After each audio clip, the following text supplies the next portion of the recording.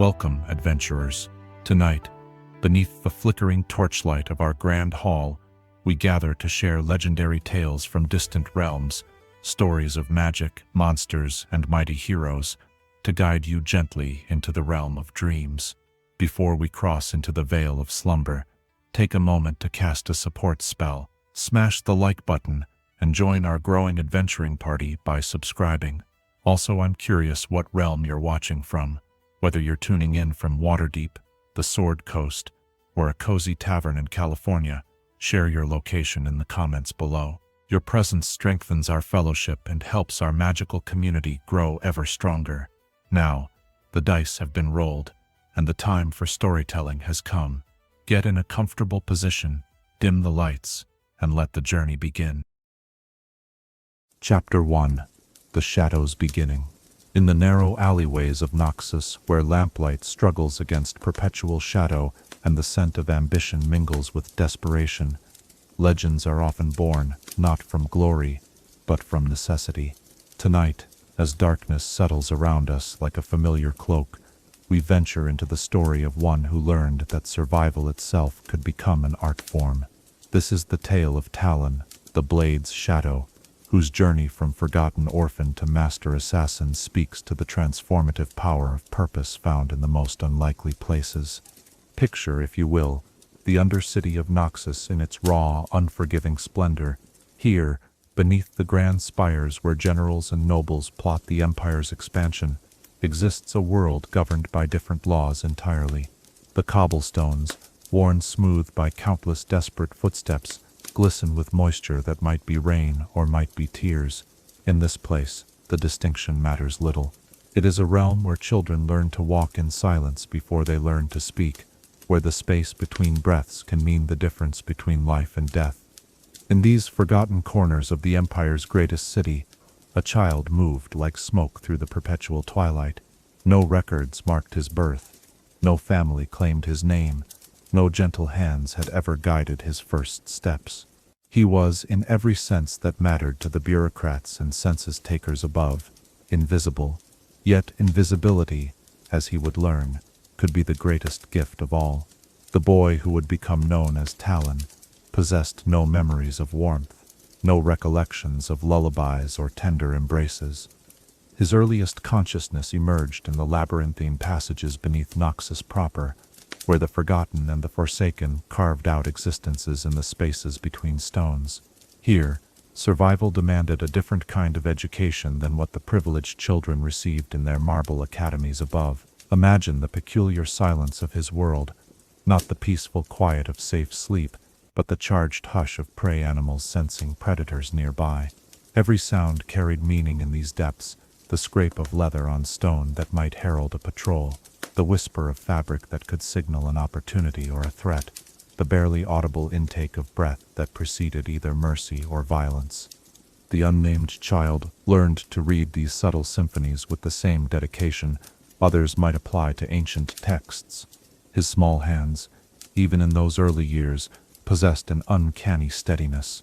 While other orphans fumbled with crude tools or begged with trembling fingers, his movements carried a natural precision that seemed almost supernatural.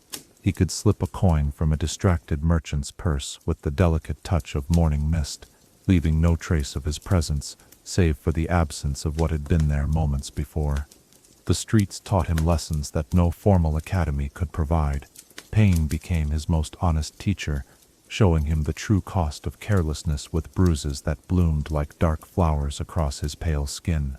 Hunger instructed him in the value of patience, demonstrating how the desperate often revealed opportunities to those who could wait in perfect stillness. Fear, perhaps most importantly, became his constant companion and most reliable guide, whispering warnings that kept his heart beating when others had fallen silent. Yet, even in this harsh education, something remarkable began to emerge. The child discovered that his small size, which might have been a disadvantage in direct confrontation, granted him access to spaces and opportunities that larger predators could never reach. He could slip through gaps in walls that would trap grown men, scale surfaces that would challenge seasoned climbers, and most importantly, disappear into shadows so completely that observers might question whether they had seen anything at all. As seasons passed in their nameless procession, for time moved differently in the Undercity, marked not by calendars, but by the rhythm of survival, the boy's skills sharpened like a blade against a whetstone. His movements became increasingly fluid, each gesture purposeful and economical. He learned to breathe without sound, to step without pressure, to exist without disturbing the delicate balance of the world around him. The other children of the streets began to whisper about him in hushed tones, creating legends to explain what they couldn't understand. Some claimed he could walk through walls, others that he was part shadow himself. The truth, as it often is, proved both simpler and more extraordinary than their imaginings. He was simply a child who had learned to listen to lessons that most people never heard, to see opportunities that remained invisible to desperate eyes, to move with a purpose that transcended mere survival. In the deeper hours of night, when even the most determined predators sought rest, the boy would sometimes pause in his endless circuit of the city's hidden arteries. In these rare moments of stillness, something that might have been longing would flicker behind his pale eyes. Not longing for comfort, such concepts had no meaning in his world, but perhaps for understanding. Who was he beneath the careful construction of survival strategies? What might he become if circumstances offered different choices? These questions remained unanswered as he continued his solitary education in the arts of shadow and silence. Each day brought new challenges, new opportunities to refine his emerging abilities.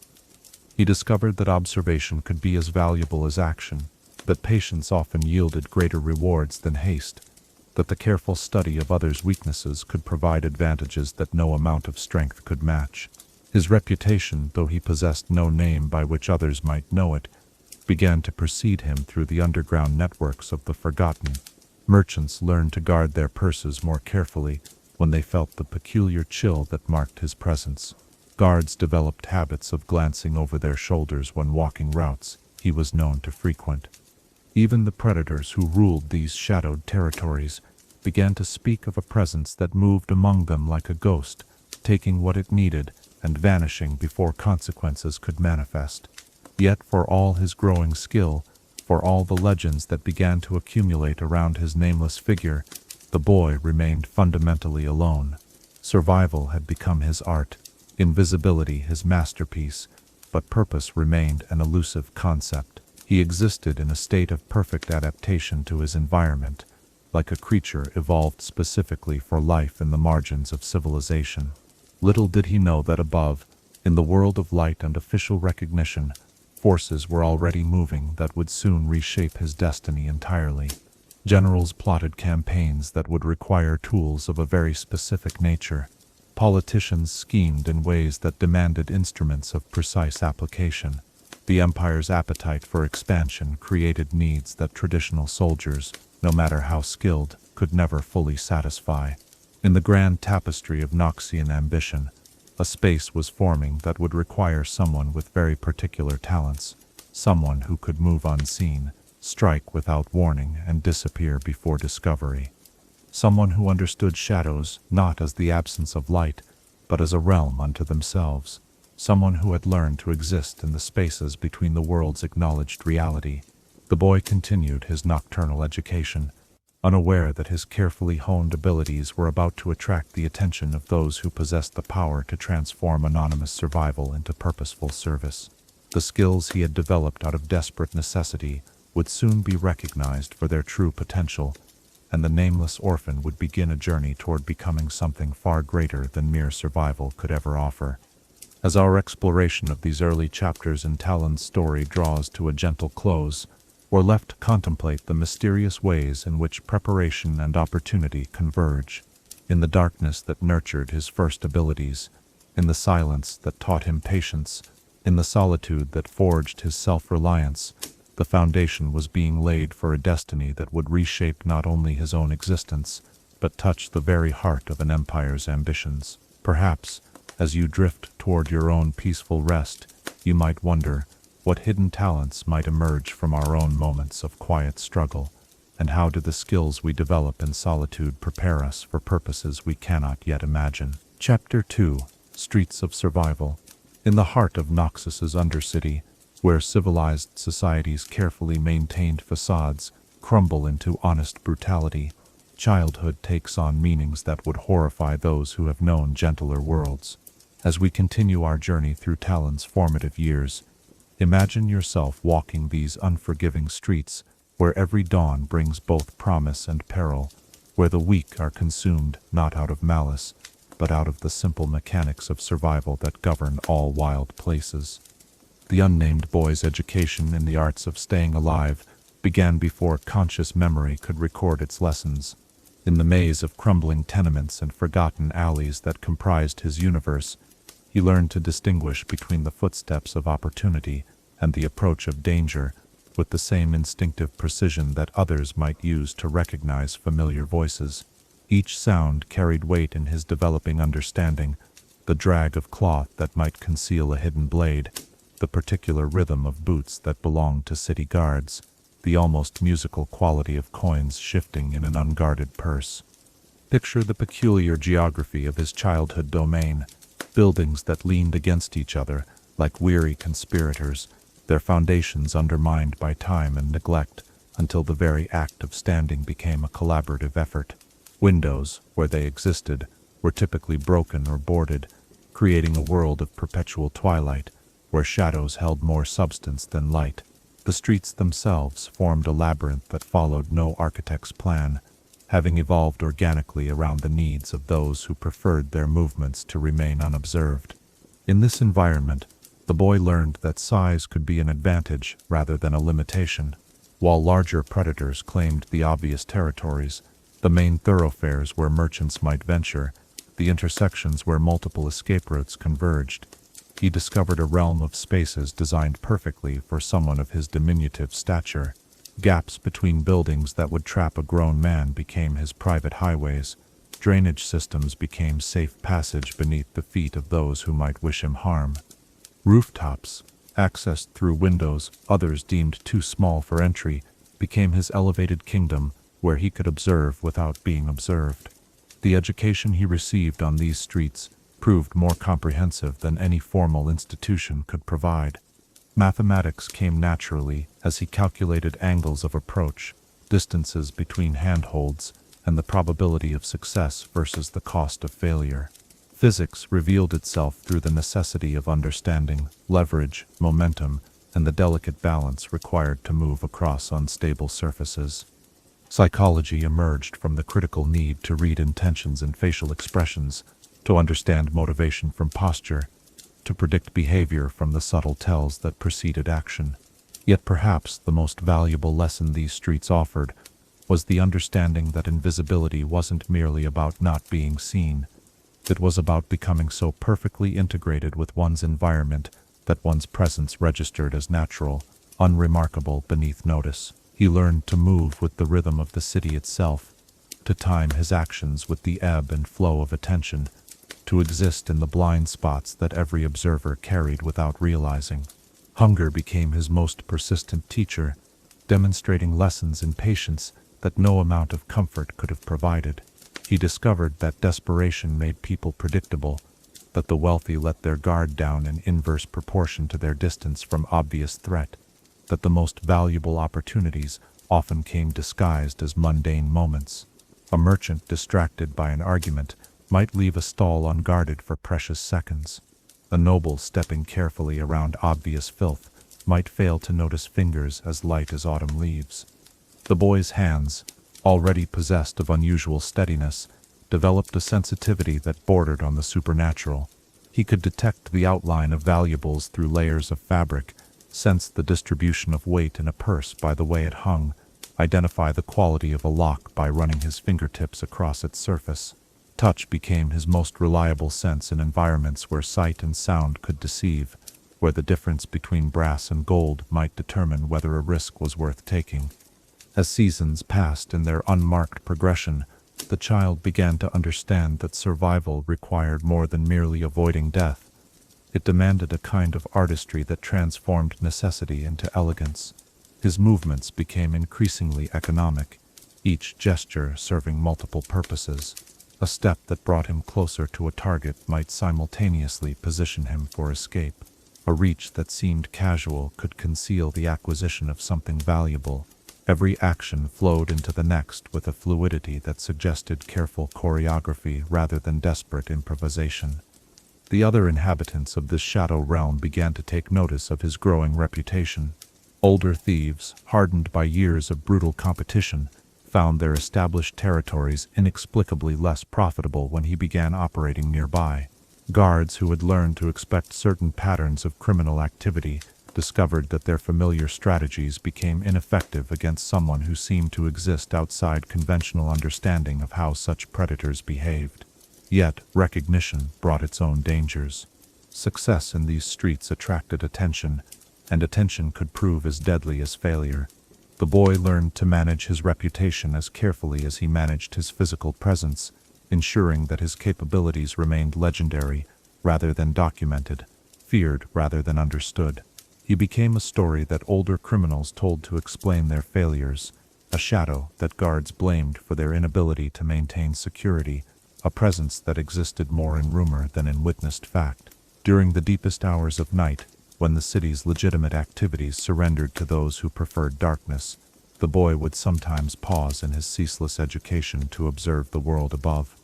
Through broken windows and gaps in walls, he could glimpse fragments of the life that existed in Noxus proper, the warm glow of hearth fires, the soft murmur of conversations conducted without fear, the casual comfort of those who had never needed to question whether tomorrow's dawn would find them still breathing. These glimpses didn't inspire envy, for envy required a context of possibility that his world didn't provide. Instead, they served as reminders of how thoroughly adapted he had become to his environment, how completely his identity had merged with the requirements of survival. He no more longed for that distant warmth than a creature of the deep ocean might yearn for sunlight. It existed in a realm so separate from his reality that it might as well have been pure fantasy. His education continued with each passing day, each challenge overcome adding new dimensions to his growing expertise. He learned to read the subtle signs that preceded violence, to recognize opportunity in moments of chaos, to distinguish between profitable risks and merely dangerous ones. The streets taught him that everything had value to someone, that timing could transform worthless objects into precious commodities, that information often proved more valuable than any physical treasure. The boy's reputation, though attached to no name anyone could speak with certainty, began to reach corners of the Undercity far from his usual territory. Stories spread through the networks of the forgotten tales of a presence that could acquire anything if the price was right, of a shadow that could reach targets others deemed impossible, of a ghost that left behind only the absence of what had been there before his passage. Merchants began to speak in hushed tones of losses that couldn't be explained by conventional understanding of theft. Guards developed superstitions about certain routes and specific times, sensing patterns they couldn't quite articulate but had learned to respect. Even the most hardened criminals began to acknowledge that something new had emerged in their world, something that operated by rules they didn't fully understand but had learned to fear. Yet, for all his growing mastery of survival's arts, for all the legends that accumulated around his nameless figure, the boy remained fundamentally incomplete. His skills were extraordinary, his reputation formidable, his abilities beyond question, but purpose remained absent from his existence. He had become perfectly adapted to surviving, but survival itself couldn't answer the deeper questions that occasionally surfaced during his rare moments of stillness. Little did he realize that his carefully honed abilities were already being observed by those who understood their true potential. In the world above, where generals planned campaigns and nobles schemed for advantage, there were those who recognized that certain kinds of problems required very specific solutions. The Empire's appetite for expansion created needs that conventional approaches could never satisfy, demands for precision that traditional methods couldn't provide. As our exploration of Talon's harsh education in the streets draws toward its contemplative close, we find ourselves marveling at the human capacity for adaptation, at the way survival itself can become a form of artistry when necessity demands excellence. In every challenge overcome, every skill mastered, every reputation earned. The foundation was being laid for a transformation that would lift him from anonymous survival toward purposeful service. Perhaps, as you settle into your own peaceful rest, you might consider, how do the hardest lessons we learn in solitude prepare us for connections we cannot yet imagine, and what hidden strengths emerge when survival itself becomes our most demanding teacher. Chapter 3. The Blade Finds Its Edge. In the twilight hours between childhood's desperate scrambling and adulthood's purposeful determination, there comes a moment when survival transforms from reactive desperation into proactive artistry. As we delve deeper into Talon's evolution, imagine the precise instant when a young survivor first feels the weight of steel in his hand and recognizes not just a tool but an extension of his very being, a moment that would forever alter the trajectory of his existence. The transformation began, as many profound changes do, with an accident that revealed hidden truth. During one of his nocturnal expeditions through the Undercity's labyrinthine passages, the boy encountered a scene that had become all too familiar in his world. Violence interrupted, predators fled, and victims left to contemplate the fragile nature of their continued existence. Among the scattered remnants of this brief but decisive encounter lay a blade, nothing ornate or valuable enough to attract the attention of serious scavengers, but something more precious than gold to one who recognized quality when he saw it. Picture this moment of discovery: thin fingers, already possessed of unusual sensitivity, wrapping around a handle that seemed designed specifically for his grip. The weight distribution felt natural, as if the weapon had been waiting for precisely these hands to claim it. In that instant of contact, something awakened within him, not bloodlust, for violence held no particular appeal to his practical nature, but recognition. The blade felt less like an acquired tool, and more like a recovered part of himself that had been missing without his realizing it. His first experiments with the weapon took place in the deepest hours of night, in abandoned spaces where observation remained unlikely and mistakes wouldn't attract dangerous attention. Initially, his movements were tentative, exploratory, the careful testing of someone who understood that confidence without competence could prove fatal. Yet even these early attempts revealed an intuitive understanding of balance, leverage, and precision that suggested natural aptitude rather than learned skill. The blade became his constant companion during the weeks that followed, hidden within the folds of his worn clothing, where its presence remained undetectable to casual observation. He practiced constantly, transforming every moment of solitude into an opportunity for improvement. Simple movements, draw, strike, return, were repeated until they became as natural as breathing. Complex sequences were developed, refined and perfected, until they flowed with the same fluid grace that characterized his movement through the city's shadows. As his comfort with the weapon grew, so did his understanding of its deeper possibilities. The blade wasn't merely a tool for inflicting harm, it was an instrument of precision that could accomplish goals that bare hands could never achieve. Locks that had previously required time-consuming manipulation could be defeated with carefully applied pressure. Obstacles that had once demanded elaborate circumvention could be addressed with surgical accuracy.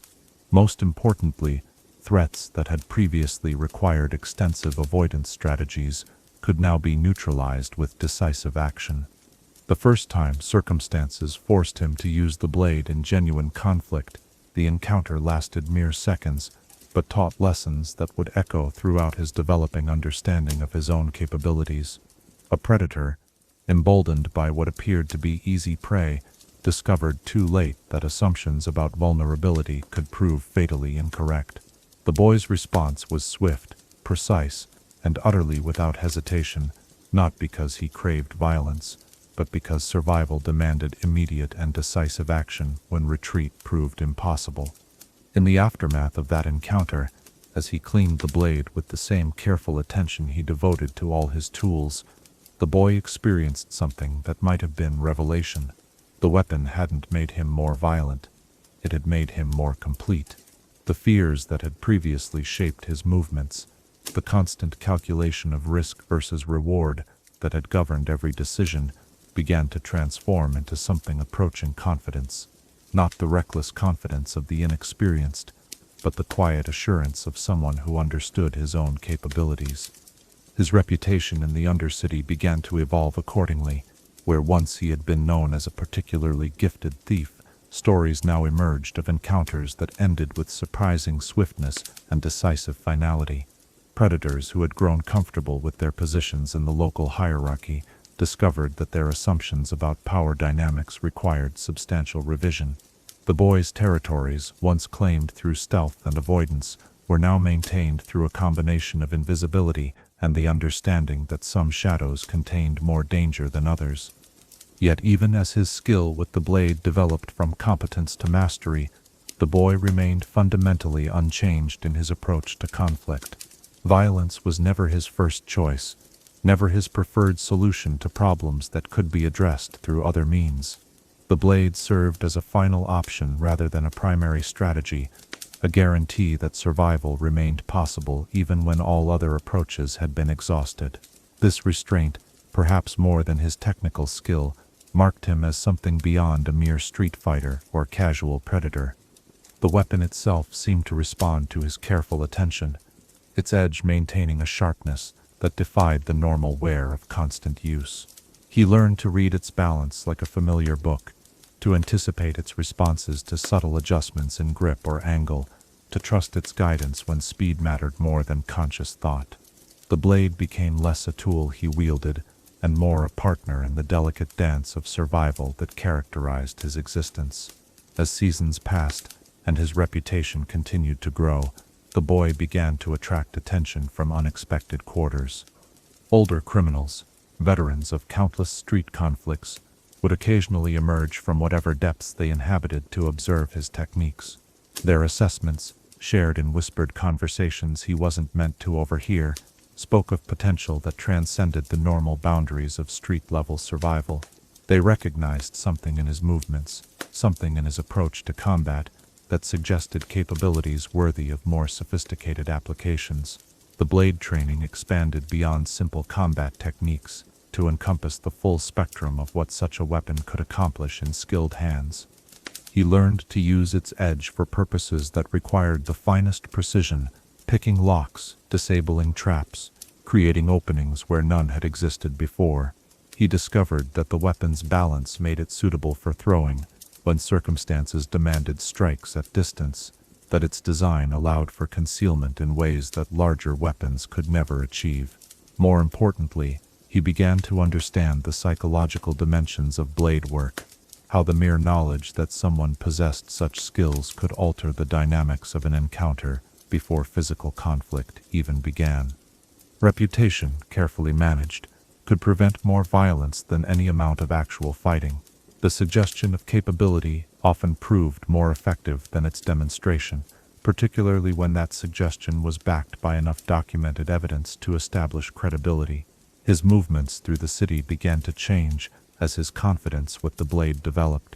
Where once he had moved with the careful stealth of someone avoiding conflict at all costs, he now carried himself with the quiet assurance of someone prepared for whatever circumstances might arise. This subtle shift in bearing, almost imperceptible to casual observation, nonetheless registered with those who made their living by reading such signs. The boy was no longer just another survivor, navigating the Undercity's dangers. He was becoming something that others needed to factor into their own calculations of risk and opportunity. The blade work demanded not just physical skill, but mental discipline of the highest order.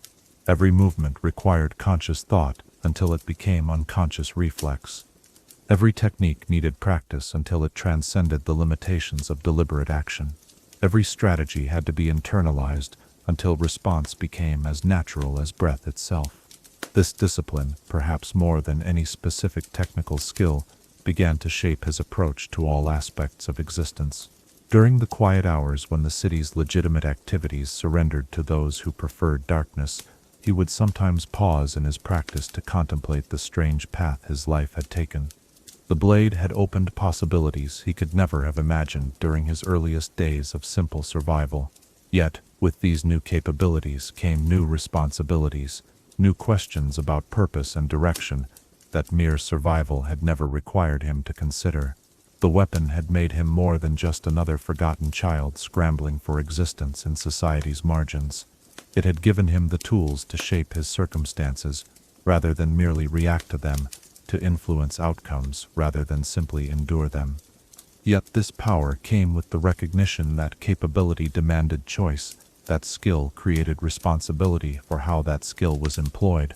As our exploration of Talon's discovery of his true calling draws toward its gentle conclusion, we find ourselves considering the mysterious ways in which our deepest talents often reveal themselves through the tools that feel most natural in our hands.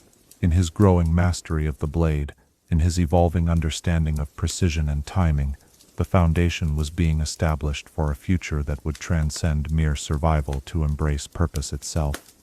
Perhaps, as you drift toward your own peaceful rest, you might reflect what tools or skills feel most natural in your own hands, and how might mastery of our truest talents prepare us for purposes we have yet to discover. Chapter 4. Master of the Shadows. In the quiet evolution from competence to mastery, there exists a threshold that separates those who merely survive from those who command their circumstances with artistry that borders on the supernatural. As we continue our journey through Talon's transformation, imagine the moment when natural talent meets relentless dedication, when survival instincts mature into something approaching perfection, a convergence that would establish legends whispered in the darkest corners of an empire built on strength. The boy's reputation in the Undercity began to shift from notoriety to reverence as his skills transcended the boundaries of conventional understanding. Where once his abilities had marked him as exceptionally gifted among the desperate masses who called the Shadows home, they now elevated him to a category that seemed to exist outside normal classifications. He was no longer simply another predator navigating the complex hierarchies of street-level survival. He had become something that older criminals spoke of in hushed tones, a presence that operated according to principles they recognized, but could never hope to emulate. Picture the gradual recognition that spread through the criminal networks like ripples across still water. Veterans of countless conflicts, scarred survivors of decades spent in constant competition for resources and territory, began to acknowledge that something unprecedented had emerged in their world. The boy's techniques possessed a refinement that suggested training far beyond what the streets typically provided, yet no academy claimed him, no master took credit for his education. He had somehow achieved mastery through pure necessity, refining his abilities in the crucible of survival until they approached the theoretical perfection that formal instruction could only aspire to reach. His understanding of stealth evolved beyond mere invisibility to encompass a kind of presence management that bordered on the mystical. He learned to control not just his visibility, but his entire sensory footprint, the sound of his breathing, the displacement of air around his movements, even the subtle changes in temperature that his body heat might create in enclosed spaces. This comprehensive approach to concealment allowed him to exist in proximity to his targets for extended periods, studying their habits and vulnerabilities with the patience of a scholar and the precision of a scientist. The blade work that had begun as simple survival technique matured into something approaching high art. His strikes became exercises in geometric perfection, each movement calculated to achieve maximum effectiveness with minimum effort. He discovered that true mastery lay not in the spectacular displays of skill that impressed observers, but in the subtle applications of force that accomplished objectives with such efficiency that the work seemed effortless. A target neutralized before awareness could register danger. An obstacle removed so cleanly that its absence appeared natural. A problem solved with such precision that no evidence of intervention remained. As his capabilities grew, so did the complexity of the challenges he chose to accept. The simple acquisitions that had once represented significant achievements became routine exercises, barely worthy of conscious attention. He began to seek opportunities that would test the limits of his evolving abilities, targets protected by multiple layers of security, objectives that required infiltration of heavily guarded facilities, acquisitions that demanded timing so precise that the margin for error measured in heartbeats rather than minutes. Each successful completion of these increasingly difficult challenges added new dimensions to his growing legend. Stories spread through the Undercity's communication networks of impossibilities accomplished, of security measures that proved ineffective against someone who seemed to exist outside their parameters of protection. Guards would arrive at their posts to discover that their most carefully guarded charges had simply vanished, leaving behind no trace of how the impossible had been achieved. Merchants would find their most secure strongholds had been visited by someone who took only what they came for, ignoring valuables that conventional thieves would have claimed without hesitation. The precision of his work began to attract attention from those who operated in the spaces between the criminal underworld and legitimate society. Fixers, intermediaries who connected problems with solutions, started to inquire about the possibility of engaging his services for matters that required capabilities beyond what conventional approaches could provide. These tentative contacts marked the beginning of his evolution from independent operator to sought-after specialist, though he remained careful to maintain the autonomy that had served him so well during his formative years. His approach to each assignment became increasingly sophisticated, incorporating elements of planning and preparation that elevated simple execution to the level of strategic artistry. He would spend days or even weeks studying a target, learning their routines with such thoroughness that he could predict their movements with almost supernatural accuracy. Environmental factors were mapped with the same attention to detail: guard rotations, lighting patterns, the subtle rhythms of activity that governed even the most secure locations.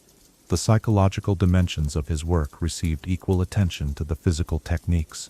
He learned to read the subtle signs that preceded betrayal, to recognize the moment when an ally might become an enemy, to distinguish between genuine cooperation and elaborate deception.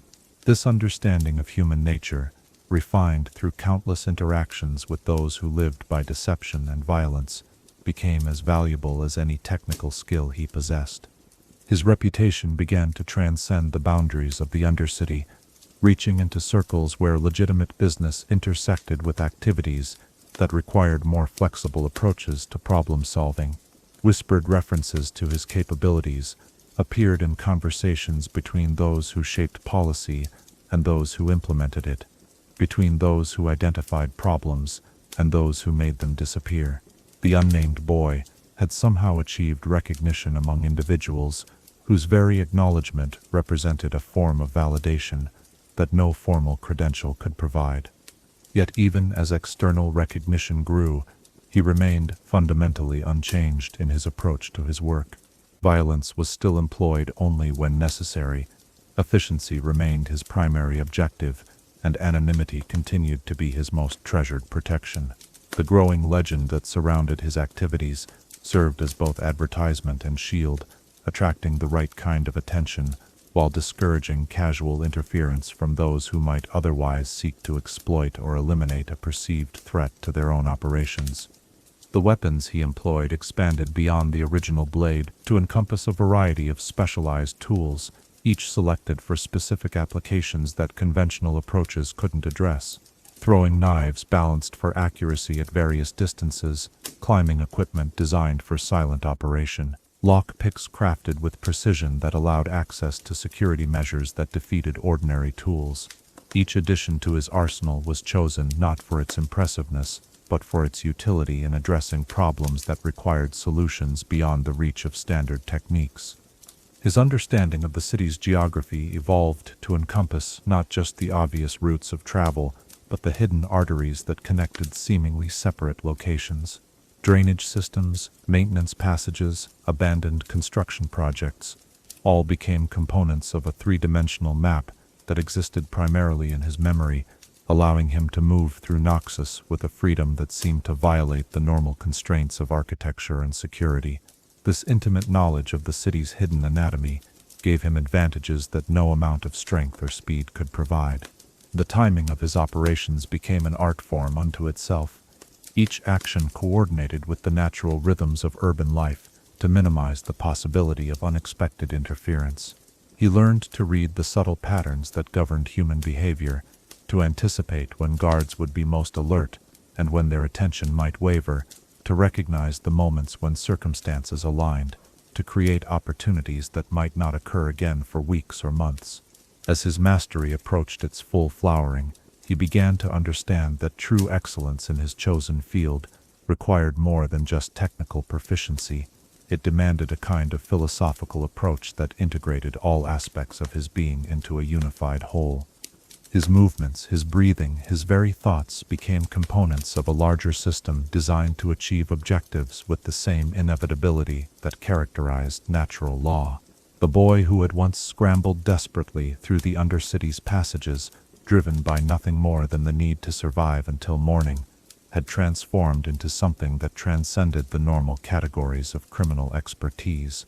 He had become a master of shadows in the truest sense, someone who could accomplish objectives that others deemed impossible, who could exist in the spaces between what was known and what was suspected, who could shape outcomes through applications of skill so refined that they appeared supernatural to those who witnessed their effects.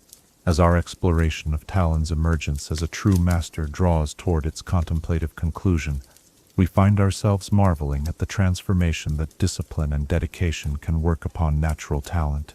In his evolution from desperate survivor to sought-after specialist, we see reflected the eternal human capacity for growth, the potential that exists within each of us to transcend our circumstances through the patient cultivation of our deepest abilities. Perhaps, as you settle into your own peaceful rest, you might consider, how does mastery of our truest talents transform not just our capabilities, but our very understanding of what becomes possible when skill meets purpose? Chapter 5. The Couteau Discovery. In the grand theater of imperial politics, where generals rise and fall on the strength of their strategic insights and the effectiveness of their chosen instruments, there comes a moment when opportunity recognizes potential and destiny begins to reveal its true design. As we delve into this pivotal chapter of Talon's transformation, imagine the convergence of two vastly different worlds, one shaped by desperate survival in society's forgotten corners, the other governed by calculated ambition in the highest echelons of power. General Marcus du Couteau moved through Noxus like a force of nature contained within human form, his very presence reshaping the political landscape around him with each calculated step. He was a man who understood that true power lay not in dramatic displays of strength, but in the precise application of the right pressure at exactly the right moment.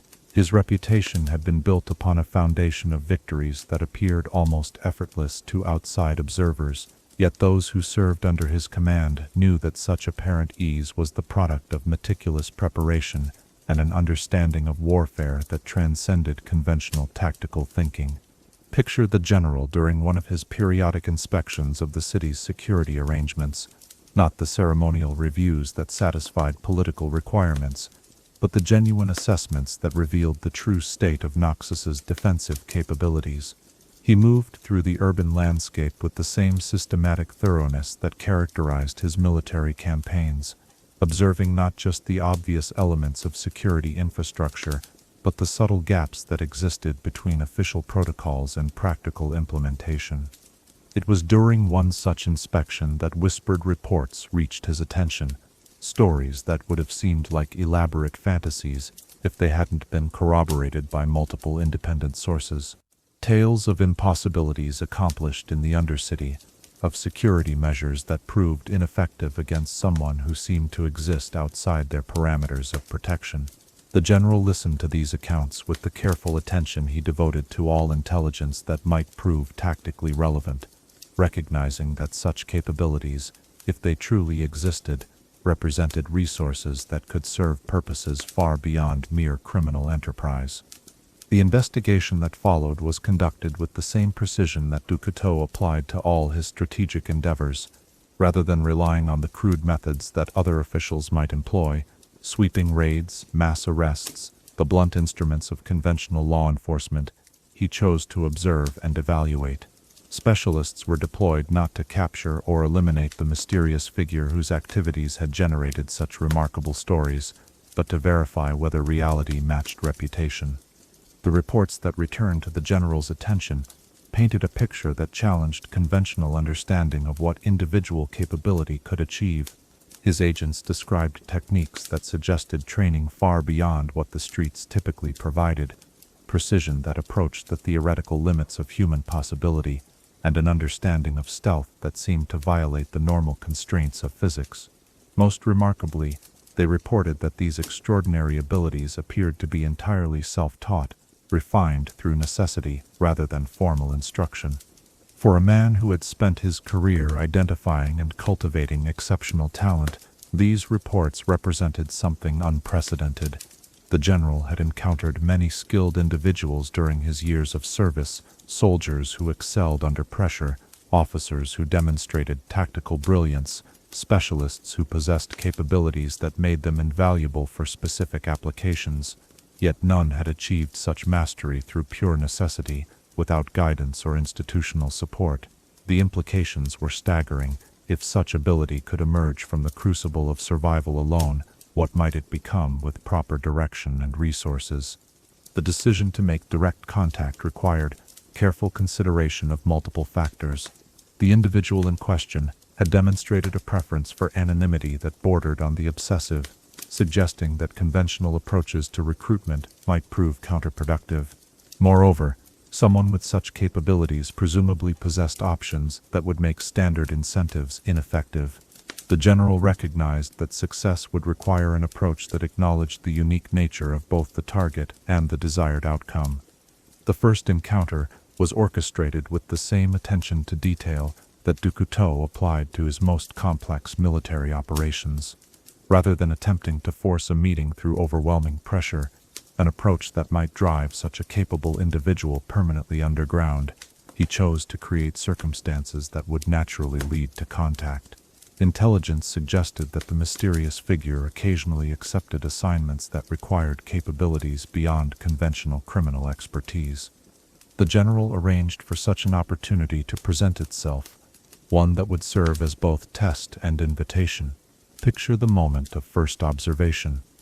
The general, concealed within carefully prepared positions, watching as his target approached an objective that had been designed to challenge every aspect of the skills that reputation claimed he possessed. Multiple layers of security, each presenting different types of obstacles.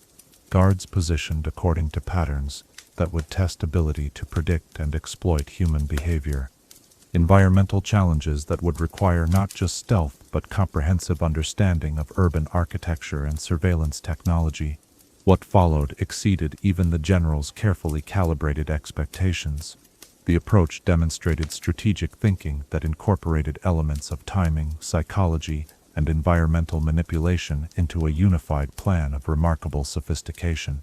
The execution revealed technical skills that approached the limits of human possibility, while maintaining the kind of precision that suggested absolute confidence in one's abilities. Most impressively, the entire operation was conducted with an economy of movement that wasted no effort on unnecessary flourishes or dramatic gestures. The general observed not just the successful completion of the assigned objective, but the methodology employed to achieve it. Here was someone who understood that true mastery lay not in impressive displays of capability, but in the efficient application of exactly the right amount of force at precisely the right moment. The work demonstrated patience when speed might have been tempting, restraint when violence could have provided easier solutions, and precision when approximate solutions might have sufficed. In the aftermath of this carefully orchestrated test, Couteau found himself facing a decision that would influence not just his own career, but the future direction of Noxian strategy itself. The individual whose capabilities he had just witnessed represented potential that transcended the normal categories of military asset. With proper development and direction, such abilities could serve purposes that conventional approaches could never achieve. Yet recruitment would require delicate handling, recognition that this was not merely another skilled professional seeking employment, but someone whose very independence represented a significant portion of their value. The approach, when it finally came, was as carefully calculated as everything else in the general's strategic repertoire, rather than attempting to overwhelm or intimidate. Approaches that might work with conventional targets, but could prove disastrous with someone of demonstrated capability. Couteau chose to present himself as he truly was, a professional recognizing exceptional ability and offering opportunity for that ability to serve purposes worthy of its refinement.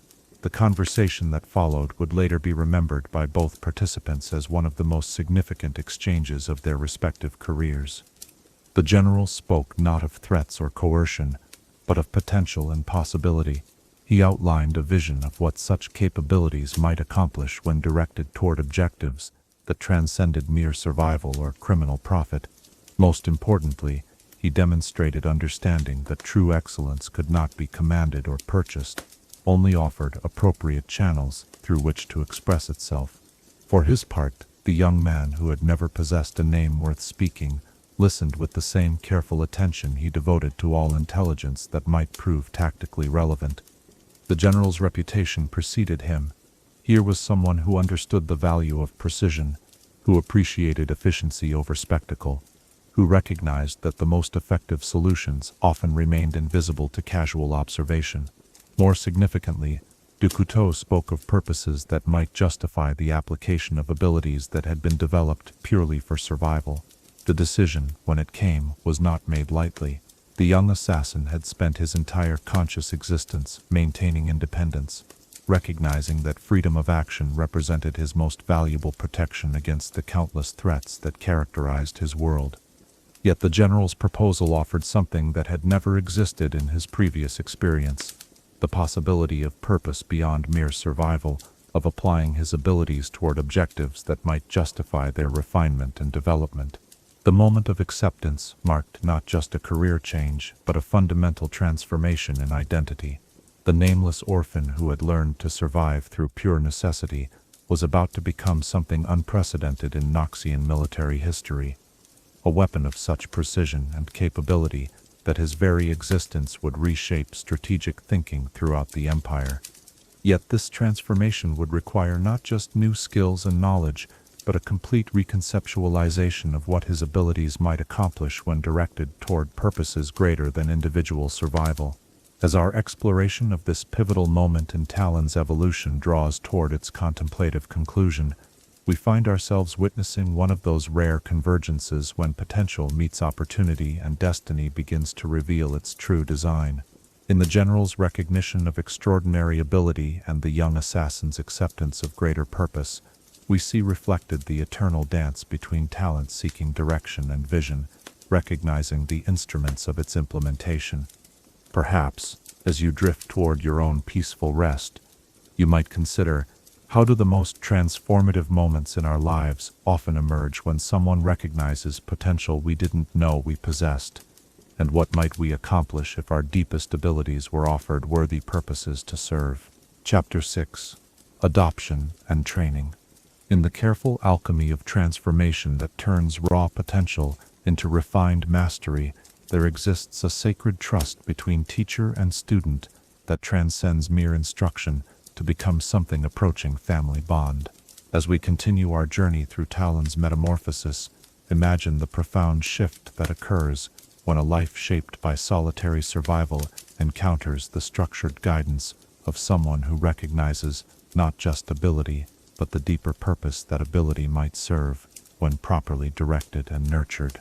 The transition from the Undercity's harsh independence to the Couteau household's disciplined structure presented challenges that no amount of street-honed survival instinct could have prepared him for.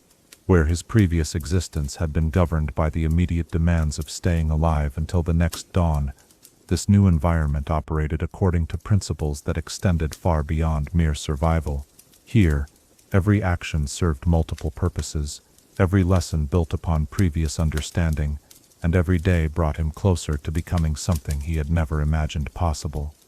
Picture the first morning in his new circumstances, awakening not in whatever hidden corner had provided temporary safety the night before, but in chambers that had been prepared specifically for his use. The simple luxury of a bed, of walls that provided genuine security rather than mere concealment, of space that belonged to him by right rather than by stealth. These comforts, commonplace to those born into different circumstances, represented a fundamental shift in his understanding of what existence might offer. General du Couteau's approach to his development proved as carefully calculated as his military strategies, rather than attempting to rebuild techniques that already demonstrated extraordinary effectiveness. The general chose to enhance and refine, to add layers of sophistication to abilities that had been forged in the crucible of necessity. This respect for what already existed, this recognition that street-learned skills possessed value, that formal training could complement but never replace, established the foundation for trust that would characterize their entire relationship. The training itself began not with weapons or technique, but with knowledge that the Undercity could never have provided. History became a tactical resource, teaching him how past conflicts had been shaped by individual actions at critical moments. Geography transformed from simple navigation aid to strategic understanding of how terrain influenced outcomes. Languages opened doors to information sources that remained closed to those limited to their native tongue.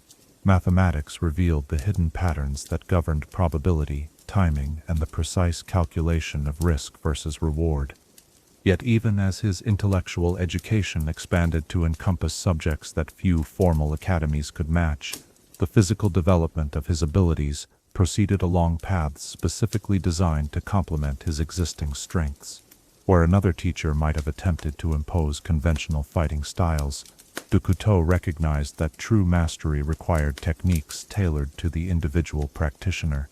The blade work that had begun as desperate survival skill was refined into something approaching high art, each movement analyzed and perfected until efficiency became indistinguishable from elegance.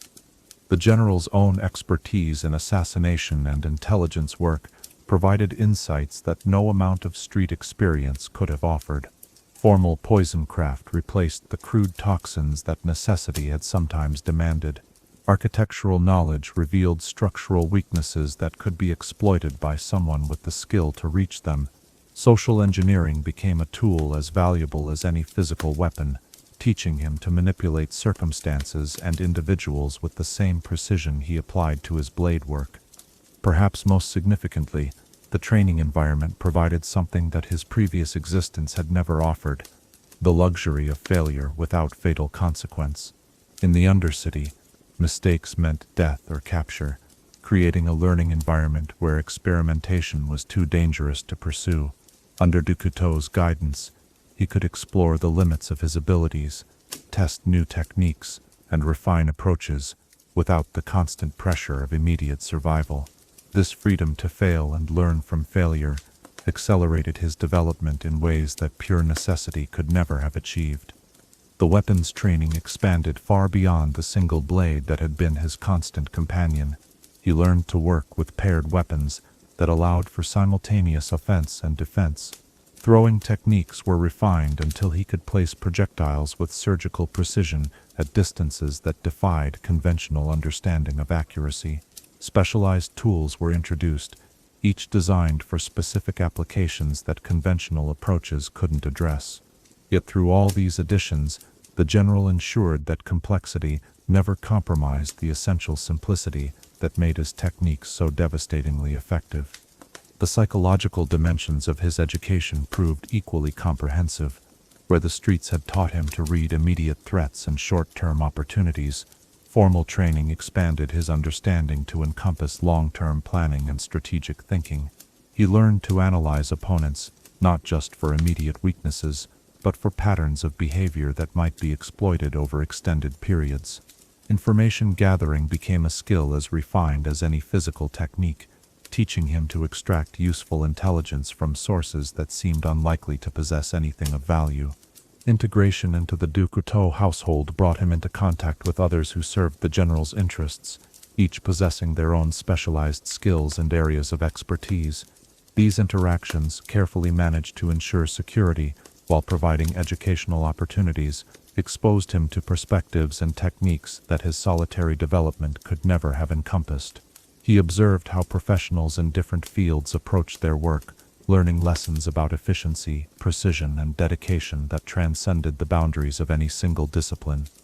The relationship with du Couteau himself evolved beyond mere teacher and student to something approaching the paternal bond that the young assassin had never experienced.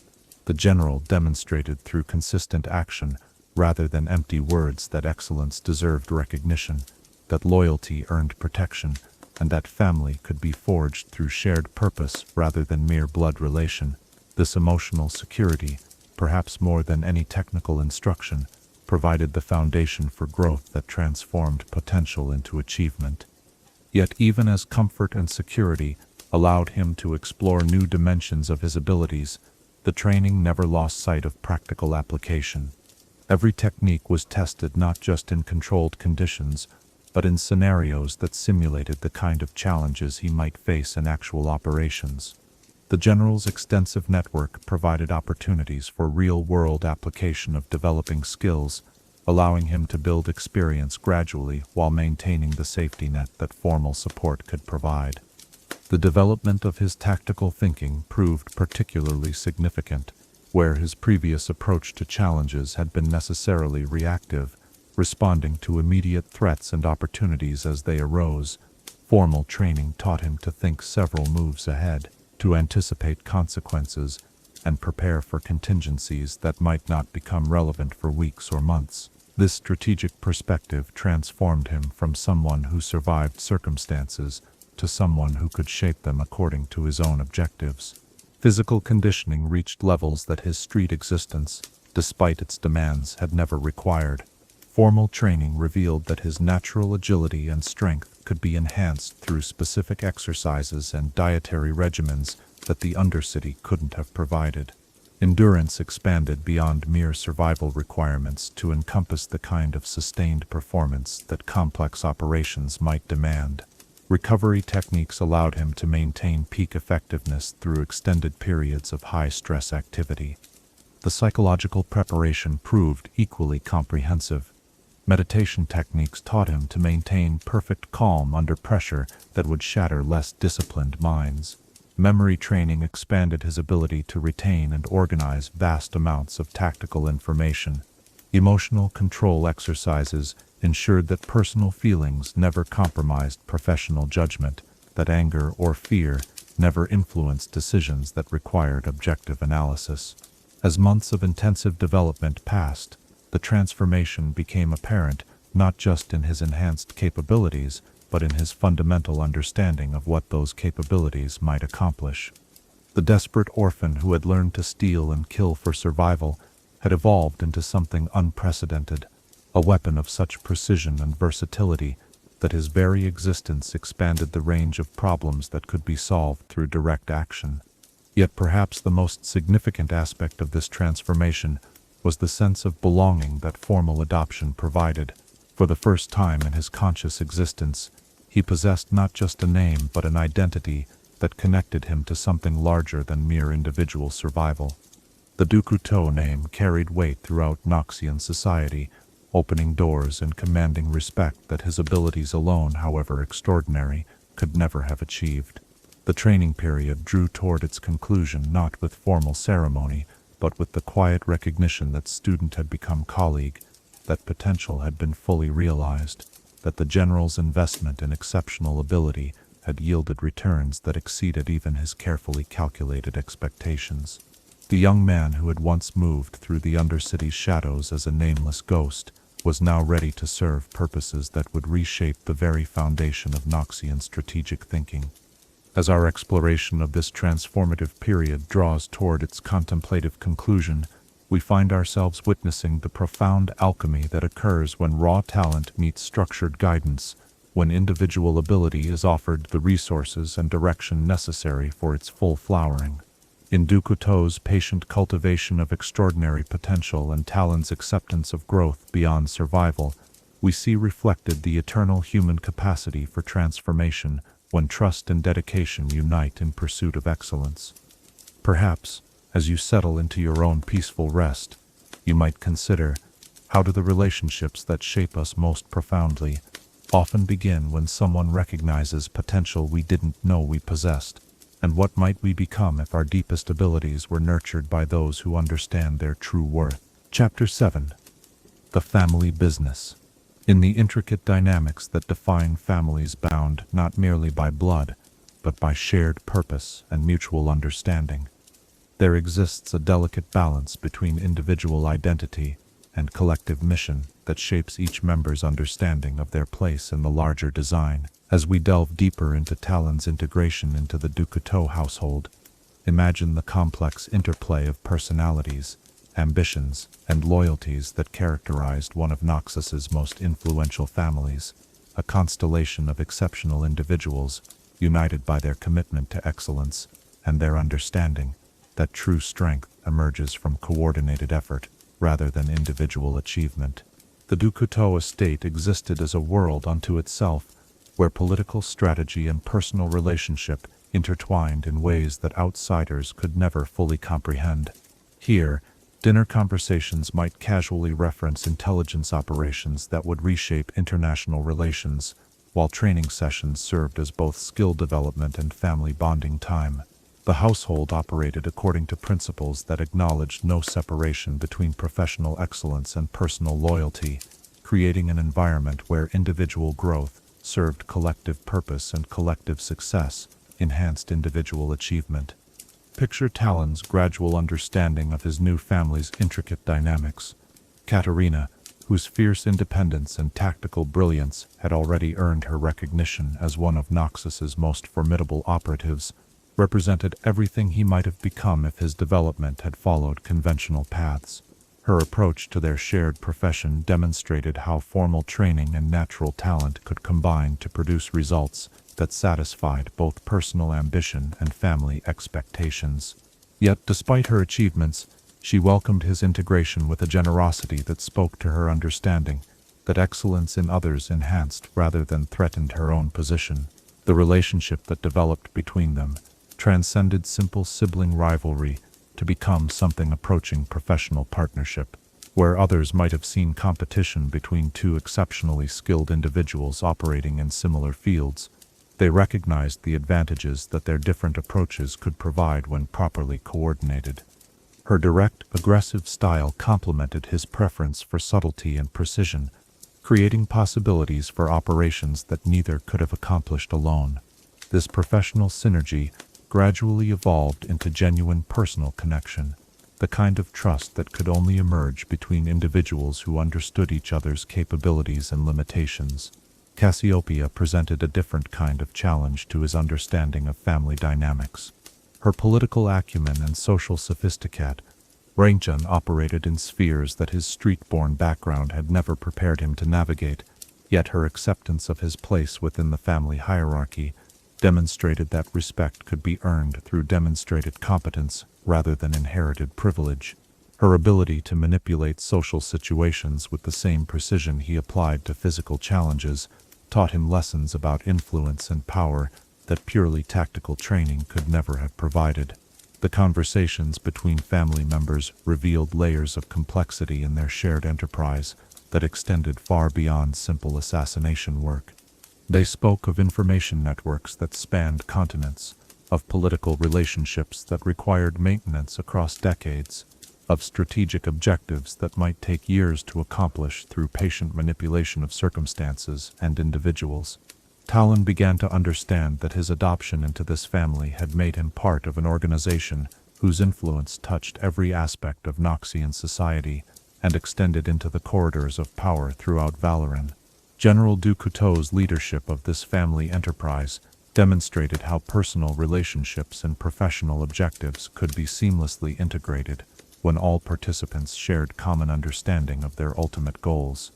He ruled not through intimidation or rigid hierarchy, but through the kind of authority that emerged naturally from demonstrated competence and genuine concern for each family member's development. His guidance shaped not just their individual skills, but their understanding of how those skills could serve purposes larger than personal advancement. The estate itself reflected the family's approach to their work. Every room served multiple functions. Every corridor provided options for both obvious and concealed movement. Every gathering space allowed for conversations that could range from intimate family matters to strategic planning sessions. Security measures were so thoroughly integrated into the architecture that they remained invisible to casual observation while providing protection that few conventional approaches could penetrate. Living in such an environment taught Talon lessons about preparedness and operational security that no amount of theoretical instruction could have conveyed. Training sessions became opportunities for family bonding as much as skill development. Sparring with Katerina revealed the difference between his street-honed techniques and her academy-refined methods, leading to innovations that incorporated the best elements of both approaches. Observing Couteau's demonstrations of advanced techniques provided insights into how decades of experience could refine natural ability into something approaching artistry. Even casual interactions with household staff revealed layers of operational planning and security consciousness that characterized every aspect of the family's daily existence. The political dimensions of their work required understanding that extended far beyond simple execution of assignments. Talon learned to analyze the broader implications of each operation, to consider how individual actions might influence the complex web of relationships that governed Noxian society.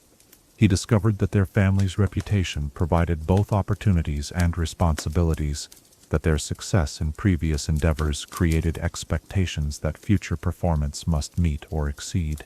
This pressure to maintain excellence across generations had shaped every aspect of how the Couteau name was associated with precision, reliability, and results that justified whatever costs their services might require. Yet perhaps most significantly, integration into the family provided him with something he had never experienced: unconditional acceptance based on demonstrated loyalty rather than constant proof of value. The street had taught him that relationships were transactional, that protection and cooperation must be continually earned through useful contributions to others' objectives. The Couteau household operated according to different principles, where family membership, once established, created bonds that transcended temporary setbacks or individual failures. This security allowed him to explore aspects of his personality that survival requirements had never permitted. Humor, previously a luxury too dangerous to indulge, became a tool for building connections with his new family members. Intellectual curiosity, always present but carefully contained, could now be expressed through genuine interest in subjects that had no immediate tactical application. Personal preferences, previously irrelevant to the business of staying alive, could be acknowledged and accommodated within the household's operations. The transition from individual operator to family member required adjustments that went beyond simple skill enhancement. He learned to coordinate his activities with others' schedules, to share information that his independent existence had taught him to guard carefully, to accept assistance with tasks that he had always accomplished alone. These changes challenged fundamental assumptions about safety and control that had governed his entire previous existence, yet the benefits of coordinated effort soon became apparent in results that exceeded what any individual achievement could have provided. Family meals became strategic planning sessions disguised as social gatherings, where each member's current projects could be discussed and potential areas of cooperation identified. These conversations revealed the vast scope of the Couteau family's influence, the networks of contacts and obligations that connected their activities to political developments throughout the known world. Talon's gradual integration into these discussions marked his evolution from mere addition to the household to genuine participant in its strategic planning. The responsibilities that came with family membership extended beyond simple operational duties to encompass representation of the Couteau reputation in all his activities. Every assignment he accepted reflected on the family name. Every technique he employed either enhanced or potentially diminished their collective standing. This awareness of broader implications transformed his approach to his work, adding layers of consideration that went beyond simple tactical effectiveness to encompass political ramifications and long-term strategic consequences. Yet, despite these additional complexities, the fundamental satisfaction he derived from his work remained unchanged. If anything, the knowledge that his abilities served purposes worthy of their refinement enhanced rather than diminished his motivation to achieve excellence. The family's strategic objectives provided context that made individual operations feel like components of a larger design rather than isolated incidents. giving meaning to activities that might otherwise have seemed merely mechanical applications of specialized skills. The estate's library became a particular source of fascination, containing not just tactical manuals and historical accounts, but philosophical works that explored the deeper questions surrounding their profession. He discovered that previous generations of the family had grappled with issues of loyalty, duty, and the proper application of extraordinary capability in service of larger purposes. These writings provided intellectual framework for understanding his own place within traditions that extended far beyond his personal experience.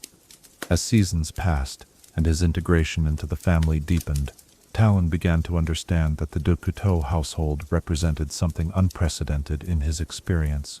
A group of individuals whose exceptional abilities enhanced rather than threatened each other, whose success created opportunities for collective achievement that transcended what any single person could accomplish. This realization transformed his understanding of what family might mean when based on shared excellence rather than mere biological connection. As our exploration of Talon's integration into the Couteau family business draws toward its contemplative conclusion, we find ourselves witnessing the profound transformation that occurs when individual excellence finds its proper context within larger purpose. In his acceptance by Katerina and Cassiopeia, in his understanding of the family's strategic objectives, in his recognition of how personal loyalty and professional duty could unite in service of worthy goals, we see reflected the eternal human search for belonging that transcends mere survival to embrace meaningful contribution. Perhaps, as you drift toward your own peaceful rest, you might consider, how do the families we choose through shared purpose and mutual respect often provide deeper meaning than those we inherit, and what might we accomplish when our individual talents find their proper place within collective endeavors worthy of our dedication? Chapter 8. Missions and Mastery. In the careful orchestration of empire, where grand strategies require precise execution and political objectives demand solutions that conventional diplomacy cannot provide, there emerges a need for instruments of such refined capability that their very existence reshapes the boundaries of what becomes possible. As we continue our exploration of Talon's evolution, imagine the moment when theory transforms into practice, when years of preparation crystallize into actions that would establish legends whispered across continents and cement a reputation that would endure long after the echoes of his footsteps had faded from memory. The first assignment that bore the full weight of Couteau family expectations came wrapped in the kind of complexity that separated true professionals from merely skilled practitioners. A Dalmatian general, whose strategic insights threatened to shift the balance of power along Noxus's eastern borders, had proven immune to conventional approaches to elimination. His security arrangements, refined through years of survival in the treacherous world of international politics, presented layers of protection that had defeated previous attempts through sheer comprehensiveness and careful attention to detail. Picture Talon's approach to this challenge: weeks of patient observation that revealed patterns invisible to hurried analysis, careful study of architectural plans that disclosed vulnerabilities that their creators never intended, meticulous mapping of human routines that exposed the brief windows when absolute security became merely excellent protection. The operation itself unfolded with the precision of a master craftsman's finest work, each movement calculated to achieve maximum effect with minimum disturbance, every action timed to exploit the momentary gaps that even the most careful planning could not entirely eliminate. The success of this first major assignment established more than just professional credibility. It demonstrated that the Couteau family's investment in his development had yielded returns that exceeded even their carefully calibrated expectations. The general's demise appeared so natural that even his most paranoid advisors found no evidence of external intervention, yet the strategic implications of his absence immediately became apparent in the shifting dynamics of border negotiations and military positioning. Word of this achievement spread through the networks that connected those who shaped policy with those who implemented it, carried by whispers that acknowledged exceptional work without revealing operational details. The unnamed assassin who had once moved through Noxus's undercity, seeking only survival, had become something that foreign intelligence services would spend considerable resources attempting to identify, understand, and ultimately counter. The assignments that followed tested different aspects of his expanding capabilities. A merchant prince whose financial manipulations threatened Noxian economic interests required an approach that combined infiltration skills with precise timing, since his elimination needed to appear as the natural consequence of business rivalries rather than external intervention. A rebel leader whose charismatic speeches were inspiring resistance movements across 3 different provinces demanded techniques that could function effectively amid the chaos of public gatherings, while maintaining the subtlety necessary to avoid creating martyrs. Each operation added new dimensions to his growing expertise.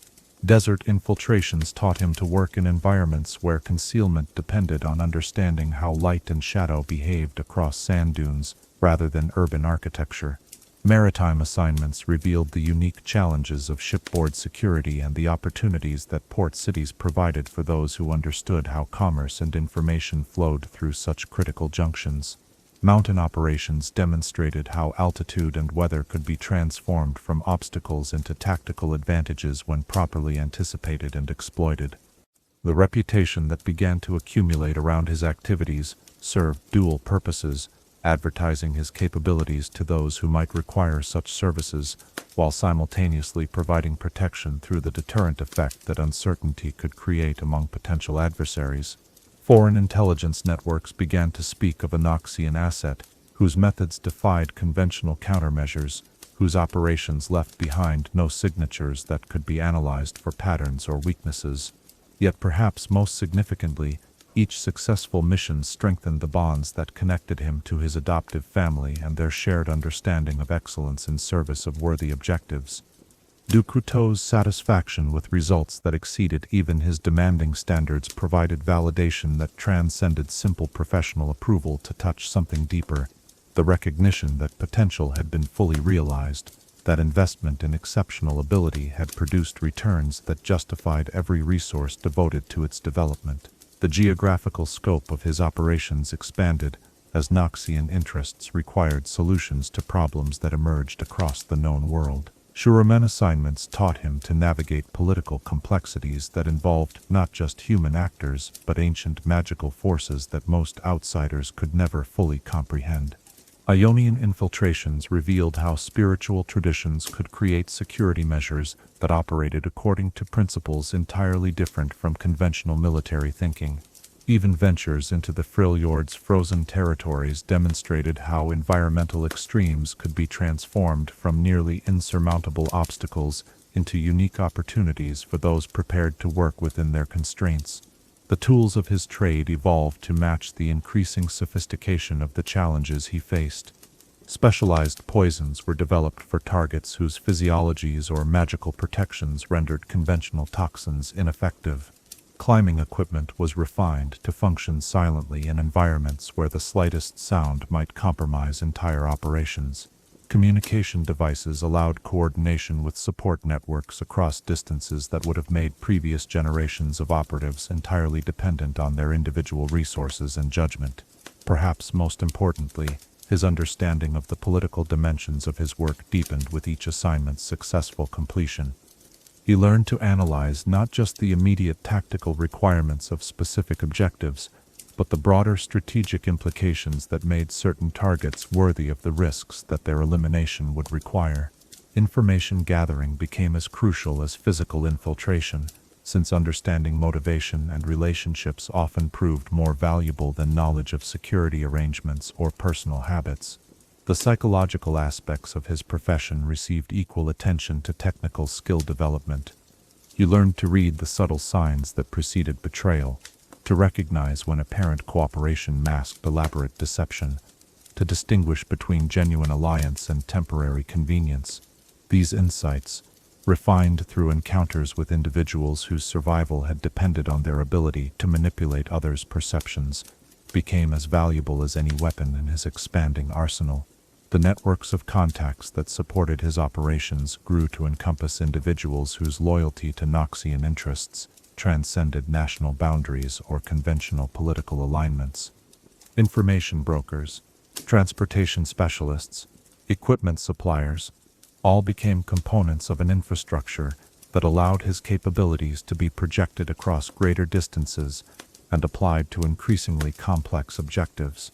This support system, carefully developed and maintained through relationships based on mutual benefit rather than simple financial transaction, provided resources that no individual operator could hope to develop independently. Yet even as external recognition of his achievements grew, he remained fundamentally committed to the principles that had guided his development from the beginning.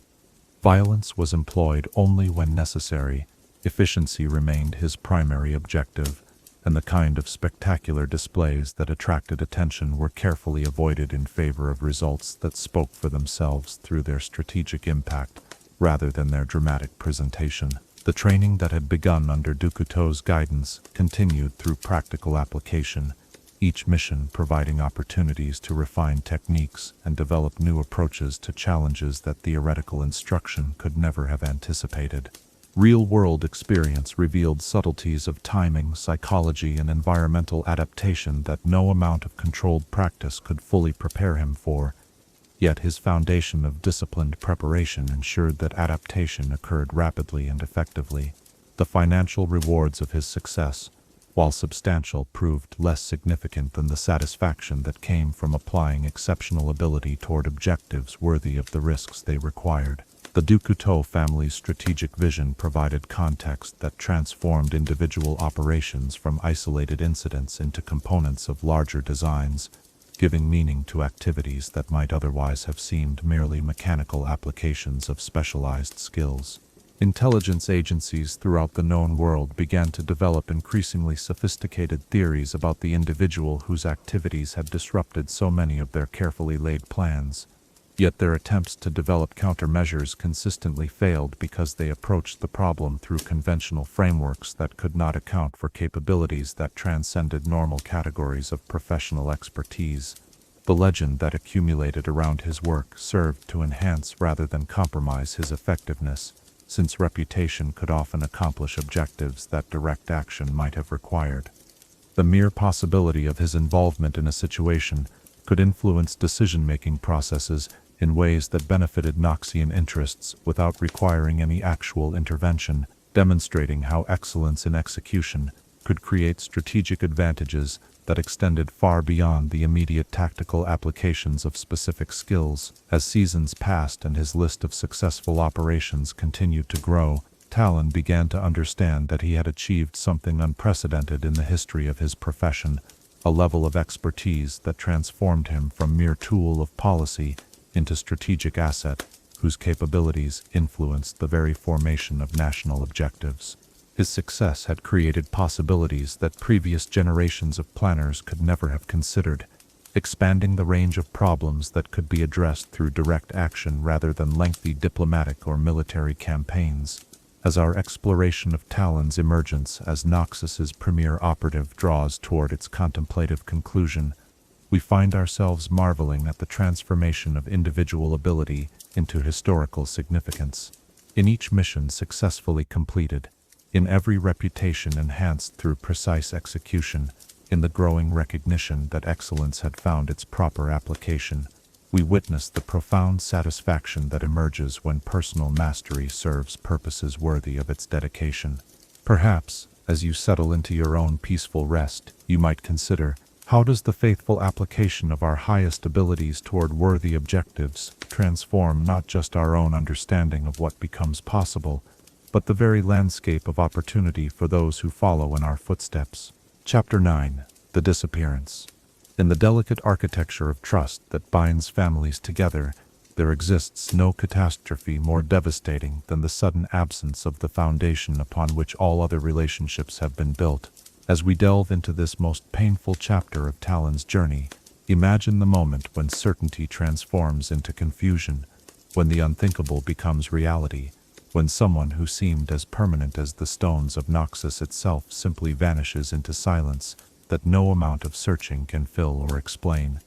The mourning that would forever divide Talon's existence into before and after began like countless others that had preceded it, with the comfortable routines that characterized the Couteau household's carefully orchestrated daily life.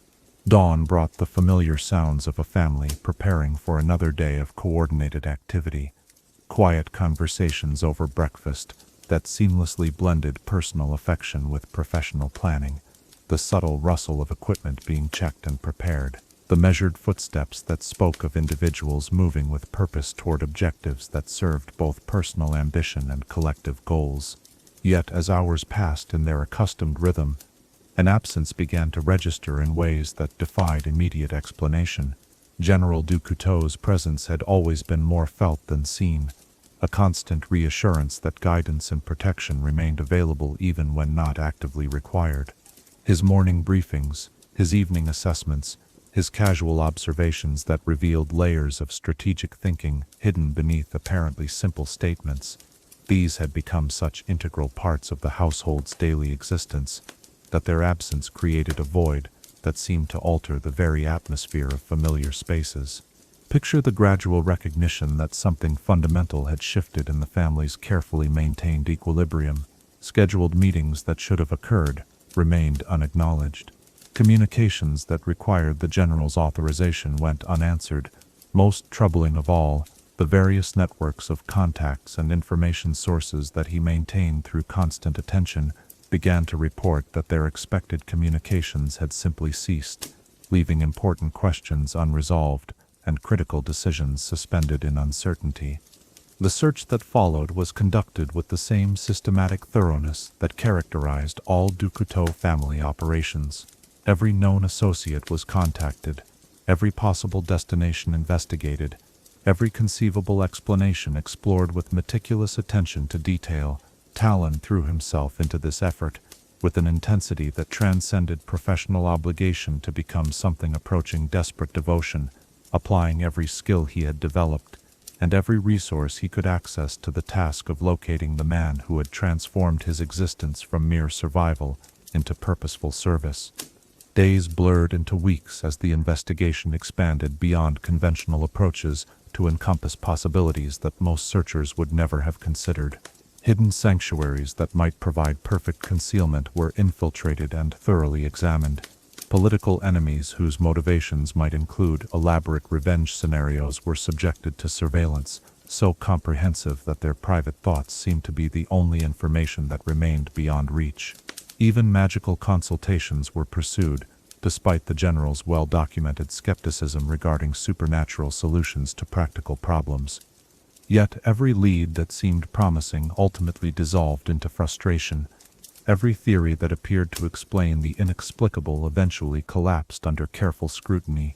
The general had not been captured by enemies, for no ransom demands materialized, and no political advantages were claimed by those who might have benefited from his elimination. He had not been killed in conflict, for no body was discovered, despite searches that extended across multiple continents and involved resources that few individuals could have commanded. Most mysteriously of all, he had not departed voluntarily, for the meticulous planning that characterized all his activities would never have left important matters unresolved or loyal followers uninformed about his intentions. The emotional impact of this inexplicable absence began to reveal itself in ways that Talon's previous experience had never prepared him to handle. The street-honed survival instincts that had carried him through every previous challenge proved inadequate for addressing a problem that could not be solved through stealth, precision, or violence. For the first time since his adoption into the family, he encountered a situation where his exceptional abilities provided no obvious path toward resolution, where mastery meant nothing in the face of mystery that defied conventional understanding. Sleep became elusive as his mind continued the search through hours when conscious effort had been temporarily suspended. Dreams transformed into elaborate scenarios where successful discovery provided the reunion that waking hours seemed unable to achieve. Even the familiar comfort of weapons practice provided only temporary relief from the grinding uncertainty that had replaced the confident purpose that had previously characterized every aspect of his existence. The household's other members struggled with their own responses to the general's absence, each processing the loss according to their individual natures and relationships with the missing patriarch. Katerina threw herself into increasingly dangerous assignments that seemed designed to court the kind of decisive resolution that her father's disappearance had failed to provide. Cassiopeia retreated into political maneuvering that grew ever more complex and far-reaching, as if expansion of influence might somehow create conditions that would facilitate his return. Yet perhaps most troubling of all was the recognition that the general's absence threatened more than just personal relationships. It endangered the entire network of alliances, obligations, and strategic initiatives that his leadership had carefully constructed over decades of patient effort. Without his guiding intelligence, decisions that required his unique understanding of complex political dynamics remained unmade. Operations that demanded his specific authorization were suspended indefinitely. Most critically, the delicate balance of loyalty and fear that had maintained the family's position within Noxian society began to shift in ways that suggested opportunity for enemies who had previously been held in check by respect for Couteau capabilities. The investigation's scope expanded to encompass possibilities that seemed to stretch the boundaries of rational explanation. Secret enemies whose existence had never been suspected were considered as potential explanations for disappearance that defied conventional understanding.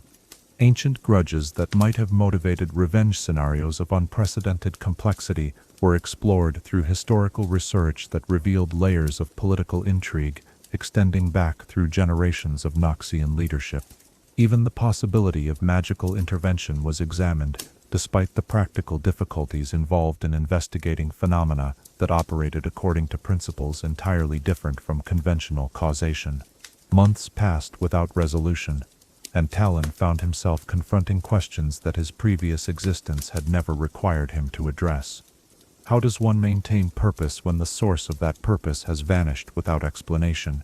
How does one continue to serve ideals and objectives that had been given meaning through personal relationship with someone whose current situation remains unknown? Most fundamentally, how does one preserve loyalty to someone whose current circumstances might have transformed their previous wishes into obsolete concerns? The weight of unanswered questions began to influence his approach to assignments that remained necessary despite the general's absence. Operations that he might have discussed with the Couteau before implementation now required independent judgment that carried risks extending far beyond immediate tactical concerns. Political implications that the general's experience might have anticipated became potential threats that could only be addressed through careful analysis of incomplete information. Yet even as uncertainty clouded his understanding of larger strategic objectives, Talon's commitment to the family that had provided him with identity and purpose remained unwavering. The bonds forged through years of shared experience, mutual respect, and genuine affection proved stronger than the confusion created by inexplicable absence. If the general could not be found, then the principles he had taught and the relationships he had fostered would be preserved through continued dedication to the excellence he had valued above all other considerations. The search itself became a form of memorial, a demonstration of the loyalty that Couteau's guidance had inspired and the skills that his training had developed. Every resource expended in the effort to locate him served as testimony to the profound impact that his mentorship had achieved. Every technique applied to the investigation represented practical application of lessons that his patient instruction had provided. Even the futility of the effort, when measured against conventional standards of success, testified to the depth of connection that transcended simple professional obligation to touch something approaching filial devotion. Gradually, as seasons passed without resolution, Talon began to understand that the search had transformed from practical investigation into spiritual journey. The external quest to locate Couteau's physical presence had become an internal exploration of what the general's influence had truly meant. What lessons had been learned that transcended his immediate presence? What legacy remained even in the absence of the man who had created it? The realization that emerged from this painful period of reflection would reshape his understanding of loyalty, duty, and the proper response to loss that defied explanation. Couteau's physical absence, however inexplicable, could not diminish the reality of the transformation he had worked in his adopted son's life. The skills he had taught, the principles he had demonstrated, the family bonds he had fostered, all remained as permanent legacies that no disappearance could erase. As our exploration of this most challenging period in Talon's journey draws toward its contemplative conclusion, we find ourselves witnessing the profound test that comes when those we depend upon most completely are suddenly removed from our lives without explanation or closure. In his desperate search for answers that seemed beyond discovery, in his struggle to maintain purpose when its source had vanished, in his gradual recognition that true loyalty transcends physical presence, we see reflected the eternal human challenge of preserving love and commitment even when their objects seem lost beyond recovery. Perhaps, as you drift toward your own peaceful rest, you might consider, how do the deepest relationships in our lives continue to shape and guide us, even when those who formed them are no longer present to offer direct counsel? And what does it mean to honor the memory of someone whose influence transcends their physical presence in our world? Chapter 10. Bonds of Brotherhood. In the aftermath of profound loss, when the very foundations of existence seem to shift beneath one's feet, there emerges a particular kind of strength that can only be forged between those who share both grief and determination to honor what has been taken from them. As we continue our exploration of Talon's journey through the darkness that followed Couteau's disappearance, imagine the quiet understanding that develops between siblings not bound by blood, but by something deeper. The recognition that their shared commitment to preserving their father's legacy transcends individual pain to create bonds that no external force could hope to sever. The dynamic between Talon and Katerina had always possessed complexity that outsiders struggled to comprehend, a relationship that seamlessly blended professional respect with genuine personal affection, competitive drive with unwavering mutual support. Yet the general's absence transformed this already strong connection into something approaching sacred trust, as each recognized in the other the only person who truly understood the magnitude of what had been lost and the weight of responsibility that his disappearance had placed upon their shoulders. Picture the subtle shift in their interactions during those first difficult weeks. Conversations that had once included easy reference to future plans, requiring the general's input, now carried the careful weight of decisions that could no longer await his guidance. Training sessions that had previously served as opportunities for friendly rivalry transformed into collaborative efforts to maintain the standards of excellence that he had instilled in both of them. Even their approach to individual assignments began to incorporate considerations of how their actions might affect the family's collective interests in ways that honored his memory, while protecting the legacy he had worked so carefully to establish. Katerina's response to their shared loss revealed depths of character that her typically direct, aggressive approach might have concealed from casual observation, where others might have expected her to retreat into solitary grief or channel her pain into reckless action. She instead demonstrated the emotional intelligence that had always complemented her tactical brilliance. She recognized that preservation of their family required not just individual excellence, but coordinated effort that acknowledged their different strengths while working toward common objectives. The conversations they shared during the quiet hours when official duties had been completed provided opportunities for understanding that transcended their professional relationship to touch something approaching genuine intimacy. They spoke of memories that revealed different aspects of the general's character, moments of humor that balanced his serious dedication, instances of unexpected gentleness that complemented his renowned strategic ruthlessness, glimpses of vulnerability that made his strength seem more rather than less impressive. These exchanges gradually revealed how profoundly Couteau's influence had shaped both of their approaches to their shared profession. His emphasis on precision over spectacle had become so thoroughly integrated into their thinking that they sometimes discovered themselves using identical phrases or reaching similar conclusions through reasoning processes that bore unmistakable traces of his guidance. This recognition of shared intellectual heritage provided comfort that helped ease the isolation that grief might otherwise have created. The practical challenges of maintaining family operations in the general's absence required coordination that tested every aspect of their relationship. Decisions that had previously flowed through his comprehensive understanding of complex political dynamics now demanded collaborative analysis that drew upon both of their specialized perspectives. Katarina's experience with conventional military structures complemented Talon's intuitive grasp of unconventional approaches, creating analytical capabilities that, while different from their father's individual genius, proved remarkably effective in addressing the challenges that continued to emerge. Yet, perhaps most significantly, their shared commitment to locating the Couteau created opportunities for cooperation that revealed the true depth of their mutual trust. Joint operations that combined her direct assault capabilities with his stealth and infiltration expertise proved devastatingly effective in extracting information from sources that conventional approaches had failed to penetrate.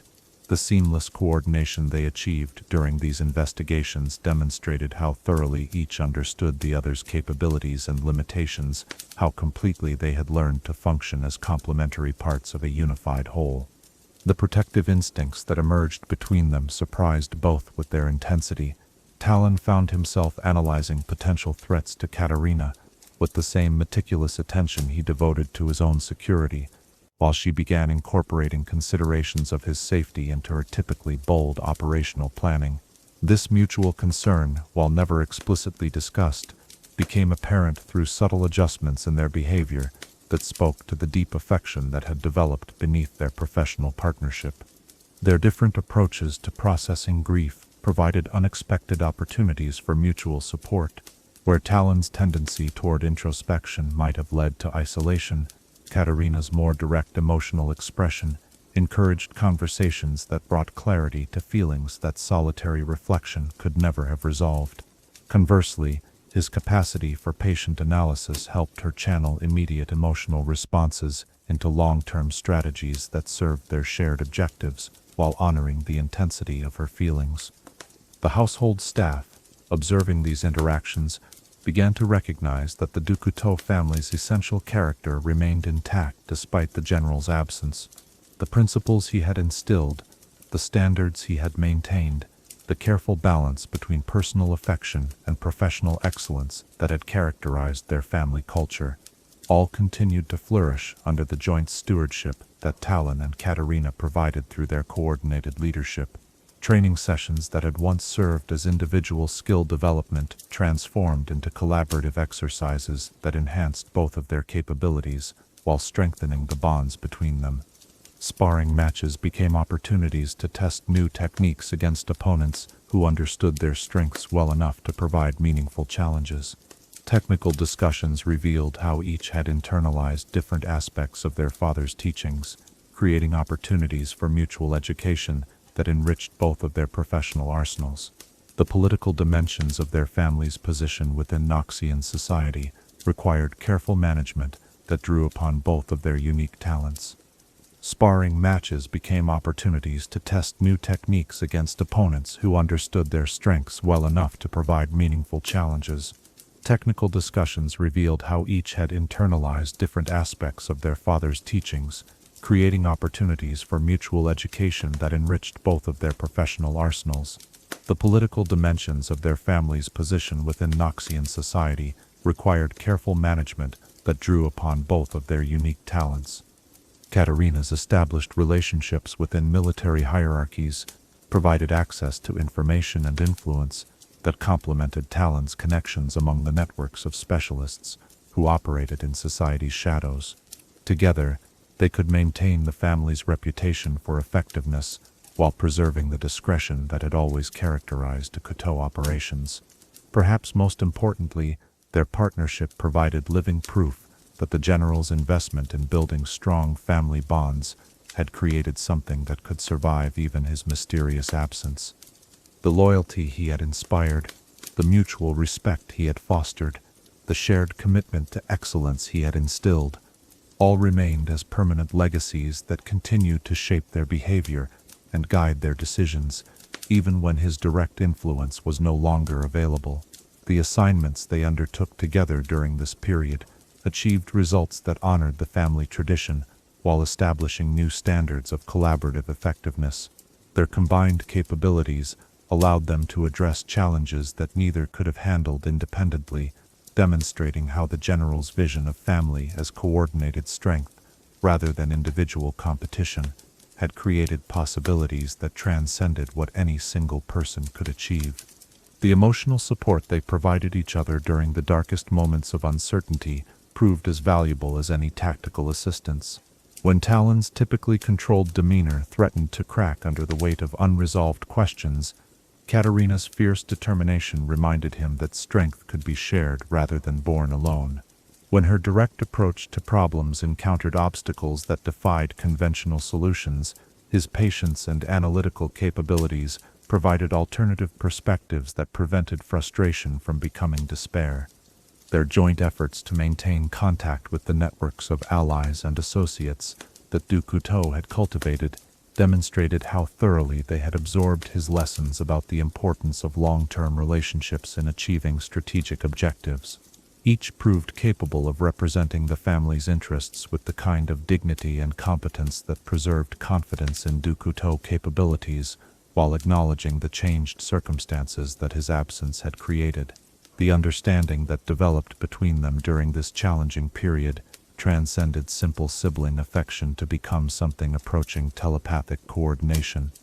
In dangerous situations, each could anticipate the other's responses with accuracy that seemed supernatural to outside observers. During complex negotiations, they could provide mutual support through subtle signals that reinforced their positions while maintaining the appearance of independent judgment. As seasons passed and their partnership deepened, both began to recognize that they had discovered something precious amid their shared loss. The bonds forged through mutual support during their darkest hours had created a relationship that honored their father's memory while establishing something uniquely their own. They had become not just siblings but true partners, individuals whose different strengths combined to create capabilities that neither could have achieved alone. As our exploration of the deepening bond between Talon and Katerina draws toward its contemplative conclusion, we find ourselves witnessing the profound truth that love often reveals its greatest strength, not during times of joy, but through periods of shared struggle. In their mutual support during the search for their missing father, in their coordinated efforts to preserve his legacy, in their recognition that grief shared becomes more bearable, while purpose shared becomes more achievable, we see reflected the eternal human capacity to find strength in connection, even during our most difficult hours. Perhaps, as you settle into your own peaceful rest, you might consider, how do the relationships that sustain us through our darkest moments often reveal depths of connection we never knew existed, and what strength might we discover when we allow others to share both our burdens and our determination to honor what we hold most dear. Chapter 11. The Shadow's Code. In the twilight realm between absolute morality and practical necessity, where actions cannot be judged by simple standards of right and wrong, but must be weighed against complex considerations of loyalty, duty, and consequence, there emerges a personal philosophy that transcends conventional ethics to embrace something more nuanced and ultimately more honest about the nature of choice in an imperfect world.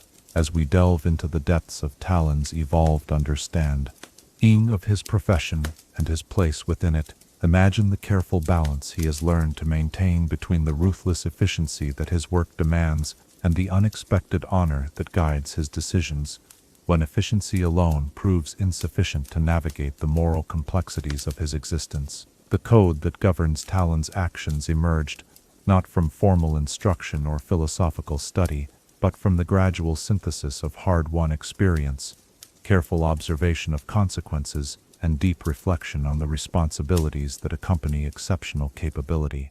Unlike the rigid moral systems that serve those whose lives unfold within conventional boundaries, his ethical framework acknowledges the reality that sometimes the prevention of greater harm requires actions that would be unthinkable under ordinary circumstances, yet insists that such necessity never eliminates the obligation to choose the path that minimizes suffering and maximizes the possibility of just outcomes. Picture the evolution of this understanding through years of increasingly complex assignments, early operations where clear distinctions between right and wrong provided obvious guidance, gradually giving way to situations where multiple legitimate interests competed for consideration, where the prevention of war might require actions that violated peacetime ethics, where loyalty to family and nation occasionally demanded choices that challenged personal comfort with their own moral implications.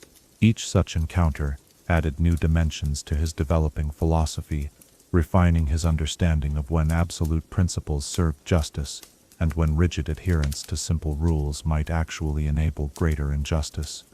The foundation of his code rests upon the recognition that power creates responsibility, that exceptional capability to influence outcomes carries with it the obligation to consider not just immediate tactical objectives, but long-term consequences for all those who might be affected by his actions.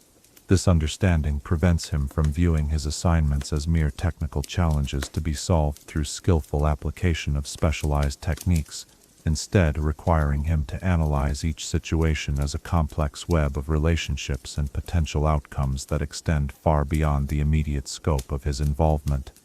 Yet, this sophisticated approach to moral reasoning never paralyzes him with excessive consideration of theoretical possibilities. His street-born understanding of the difference between abstract idealism and practical reality ensures that his ethical framework remains grounded in achievable outcomes rather than perfect solutions that exist only in philosophical speculation.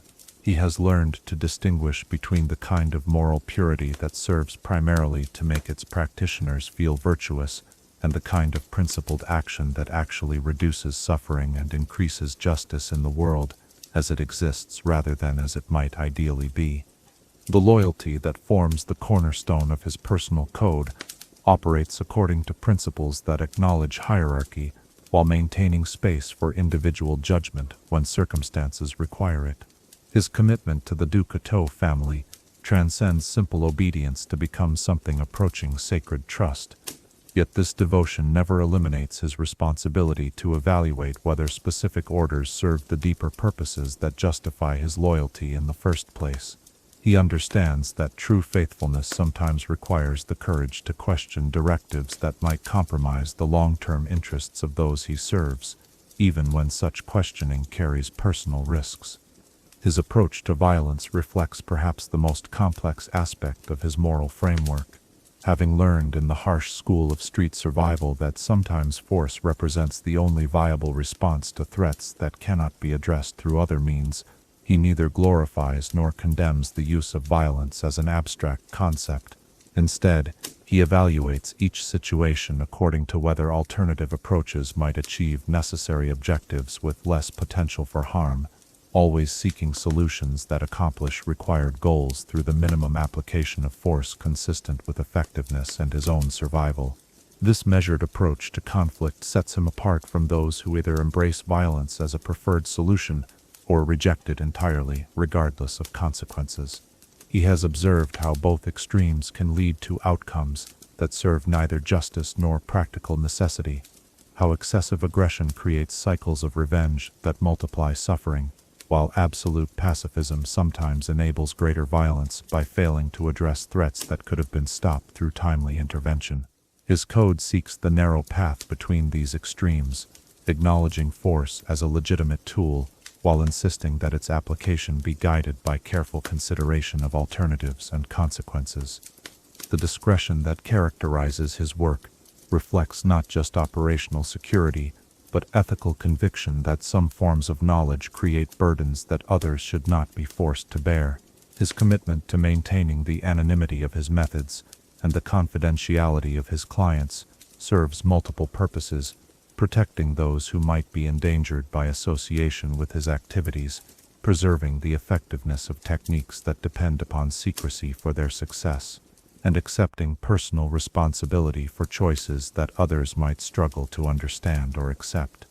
This willingness to bear moral complexity alone, to accept the isolation that comes with making difficult choices without the comfort of shared responsibility, represents perhaps the most challenging aspect of his personal code.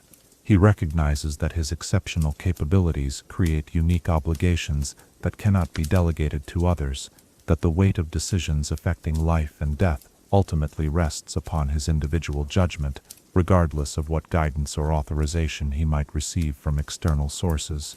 The financial dimensions of his profession are governed by principles that reflect his understanding of how monetary considerations can either support or corrupt the proper application of his abilities. While he accepts appropriate compensation for services that require exceptional skill and carry significant personal risk, he refuses assignments where payment seems designed to overcome moral reservations rather than fairly acknowledge professional expertise. His code distinguishes between work that serves legitimate strategic objectives and activities that exist primarily to enrich those who can afford expensive solutions to problems they have created through their own poor judgment. Perhaps most significantly, his ethical framework includes provisions for protecting those who cannot protect themselves, even when such protection falls outside his formal obligations. His experiences in the Undercity created lasting awareness of how easily the vulnerable can be exploited by those with power, leading to a personal commitment to ensure that his own capabilities never serve to increase such exploitation. This commitment occasionally requires him to decline assignments that would be technically legal and financially rewarding, but would contribute to outcomes that violate his fundamental understanding of justice. The evolution of his code continues through each new challenge he encounters, each situation that tests the boundaries of his existing understanding. He has learned to view moral development as an ongoing process rather than a destination to be reached, recognizing that wisdom emerges through the careful accumulation of experience rather than the sudden revelation of absolute truth. This humility about the limits of his own understanding keeps his ethical framework flexible enough to address new situations while maintaining consistency with the core principles that define his character. The political complexities of his work within Noxian society require careful navigation between personal convictions and institutional loyalties. His code acknowledges that serving within imperfect systems sometimes requires accepting compromises that would be unnecessary in ideal circumstances, yet maintains that such acceptance never eliminates the responsibility to work toward outcomes that serve justice rather than merely advancing narrow interests. He seeks to be an agent of improvement within existing structures rather than either blind supporter or destructive opponent of the society that provides context for his activities. The relationships he maintains with others in his profession reflect his understanding that shared commitment to ethical conduct can strengthen rather than weaken operational effectiveness. He has learned to distinguish between colleagues whose principles complement his own and those whose lack of moral foundation might compromise joint operations, preferring to work with individuals whose character he respects even when their specific techniques differ from his own approaches. His code's treatment of loyalty extends beyond immediate family and professional relationships to encompass broader obligations to society and humanity itself.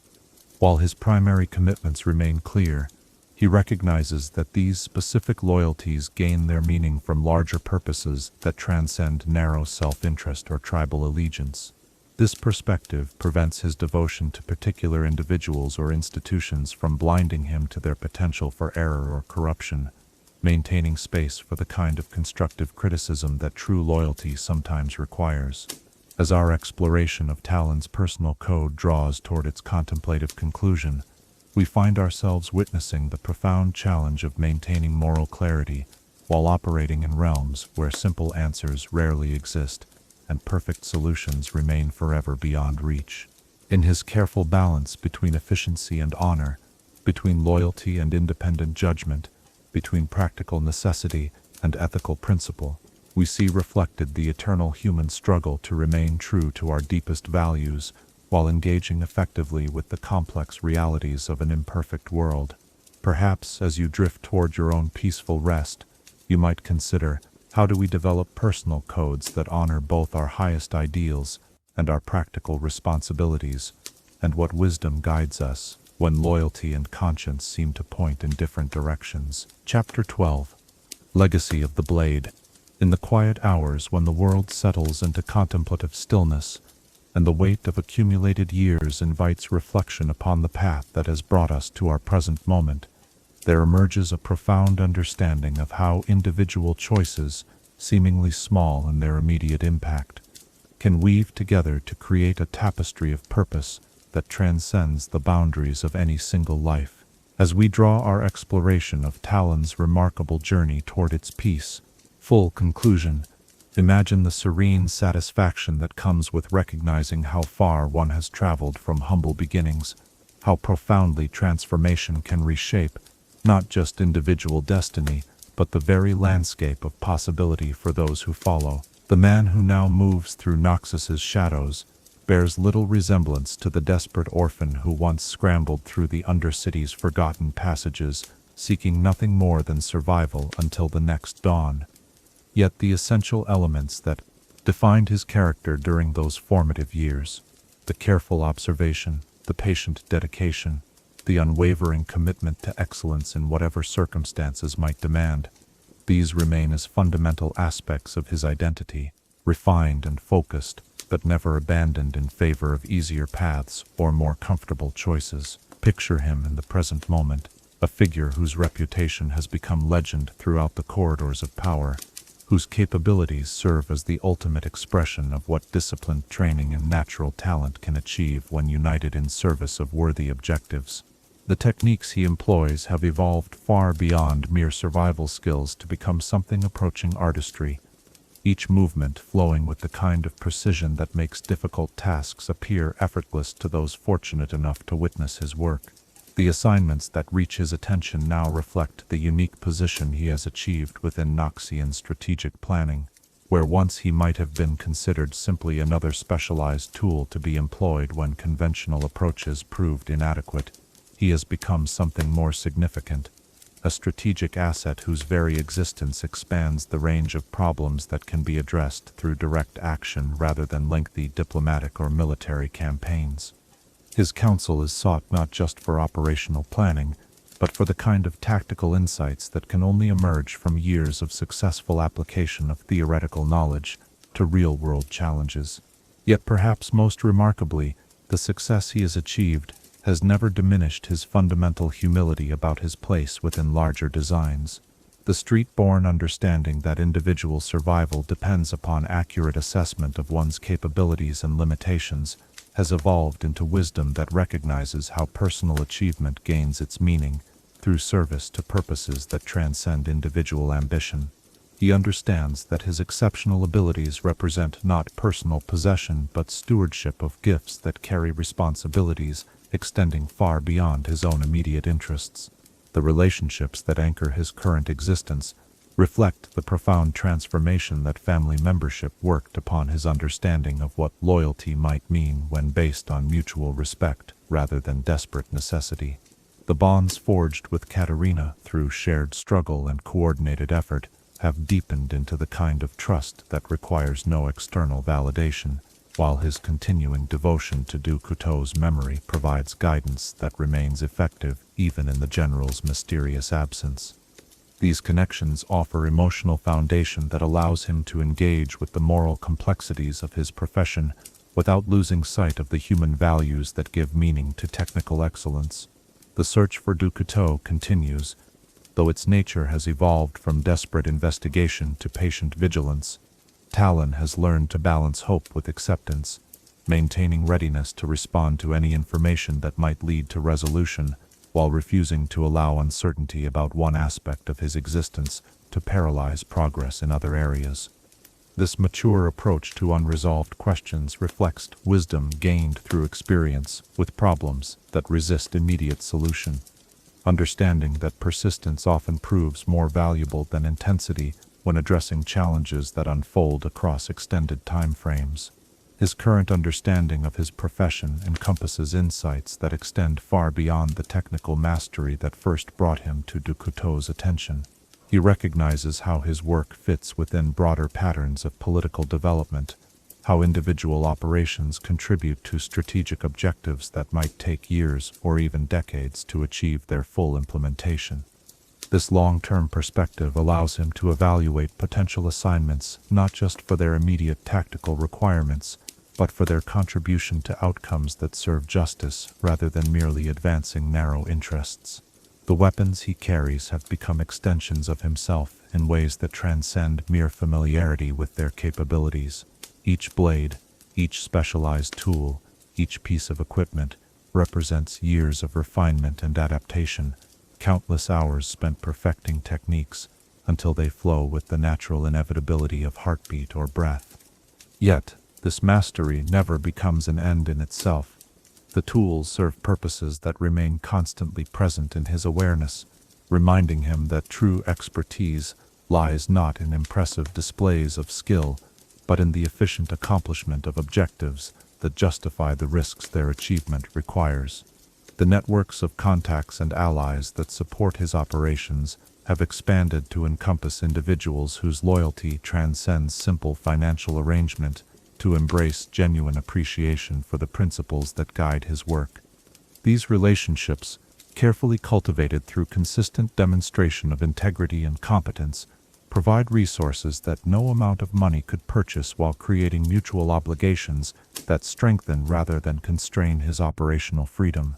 He has learned that the most valuable alliances emerge not from calculated exchange of benefits, but from shared commitment to standards of excellence that honor all participants. Perhaps most significantly, his perspective on the broader implications of his work has matured to encompass understanding of how individual excellence can inspire others to pursue their own highest potential. The legend that has accumulated around his achievements serves not just as operational asset, but as demonstration that transformation remains possible, regardless of starting circumstances, that dedication and proper guidance can overcome seemingly insurmountable obstacles to achieve outcomes that seemed impossible from more limited perspectives. The training that once occupied so much of his time has evolved into maintenance of capabilities that have become second nature, yet he continues to seek opportunities for growth and refinement. New techniques are studied, not from any sense of inadequacy with existing methods, but from recognition that mastery requires constant adaptation to changing circumstances and evolving challenges. This commitment to continued learning reflects understanding that true expertise lies not in achieving perfection, but in maintaining the humility necessary for ongoing improvement. The political landscape within which he operates continues to shift in response to forces that extend far beyond any individual's ability to control, yet he has learned to navigate these changes with the same adaptive intelligence that once allowed him to survive in the Undercity's harsh environment. His code provides stable guidance that remains applicable regardless of external circumstances, while his experience offers perspective that helps distinguish between temporary fluctuations and fundamental transformations that require strategic adjustment. The satisfaction he derives from his work has deepened beyond simple pride in technical achievement to encompass genuine appreciation for the opportunity to apply exceptional abilities toward objectives worthy of their dedication. Each successful operation represents not just personal accomplishment, but contribution to outcomes that serve larger purposes, validation that the transformation du Couteau worked in his life has created lasting value that extends far beyond individual benefit. The financial security that his success has provided allows him choices that were impossible during his desperate early years. Yet prosperity has never diminished his fundamental appreciation for the simple necessities that once seemed beyond reach.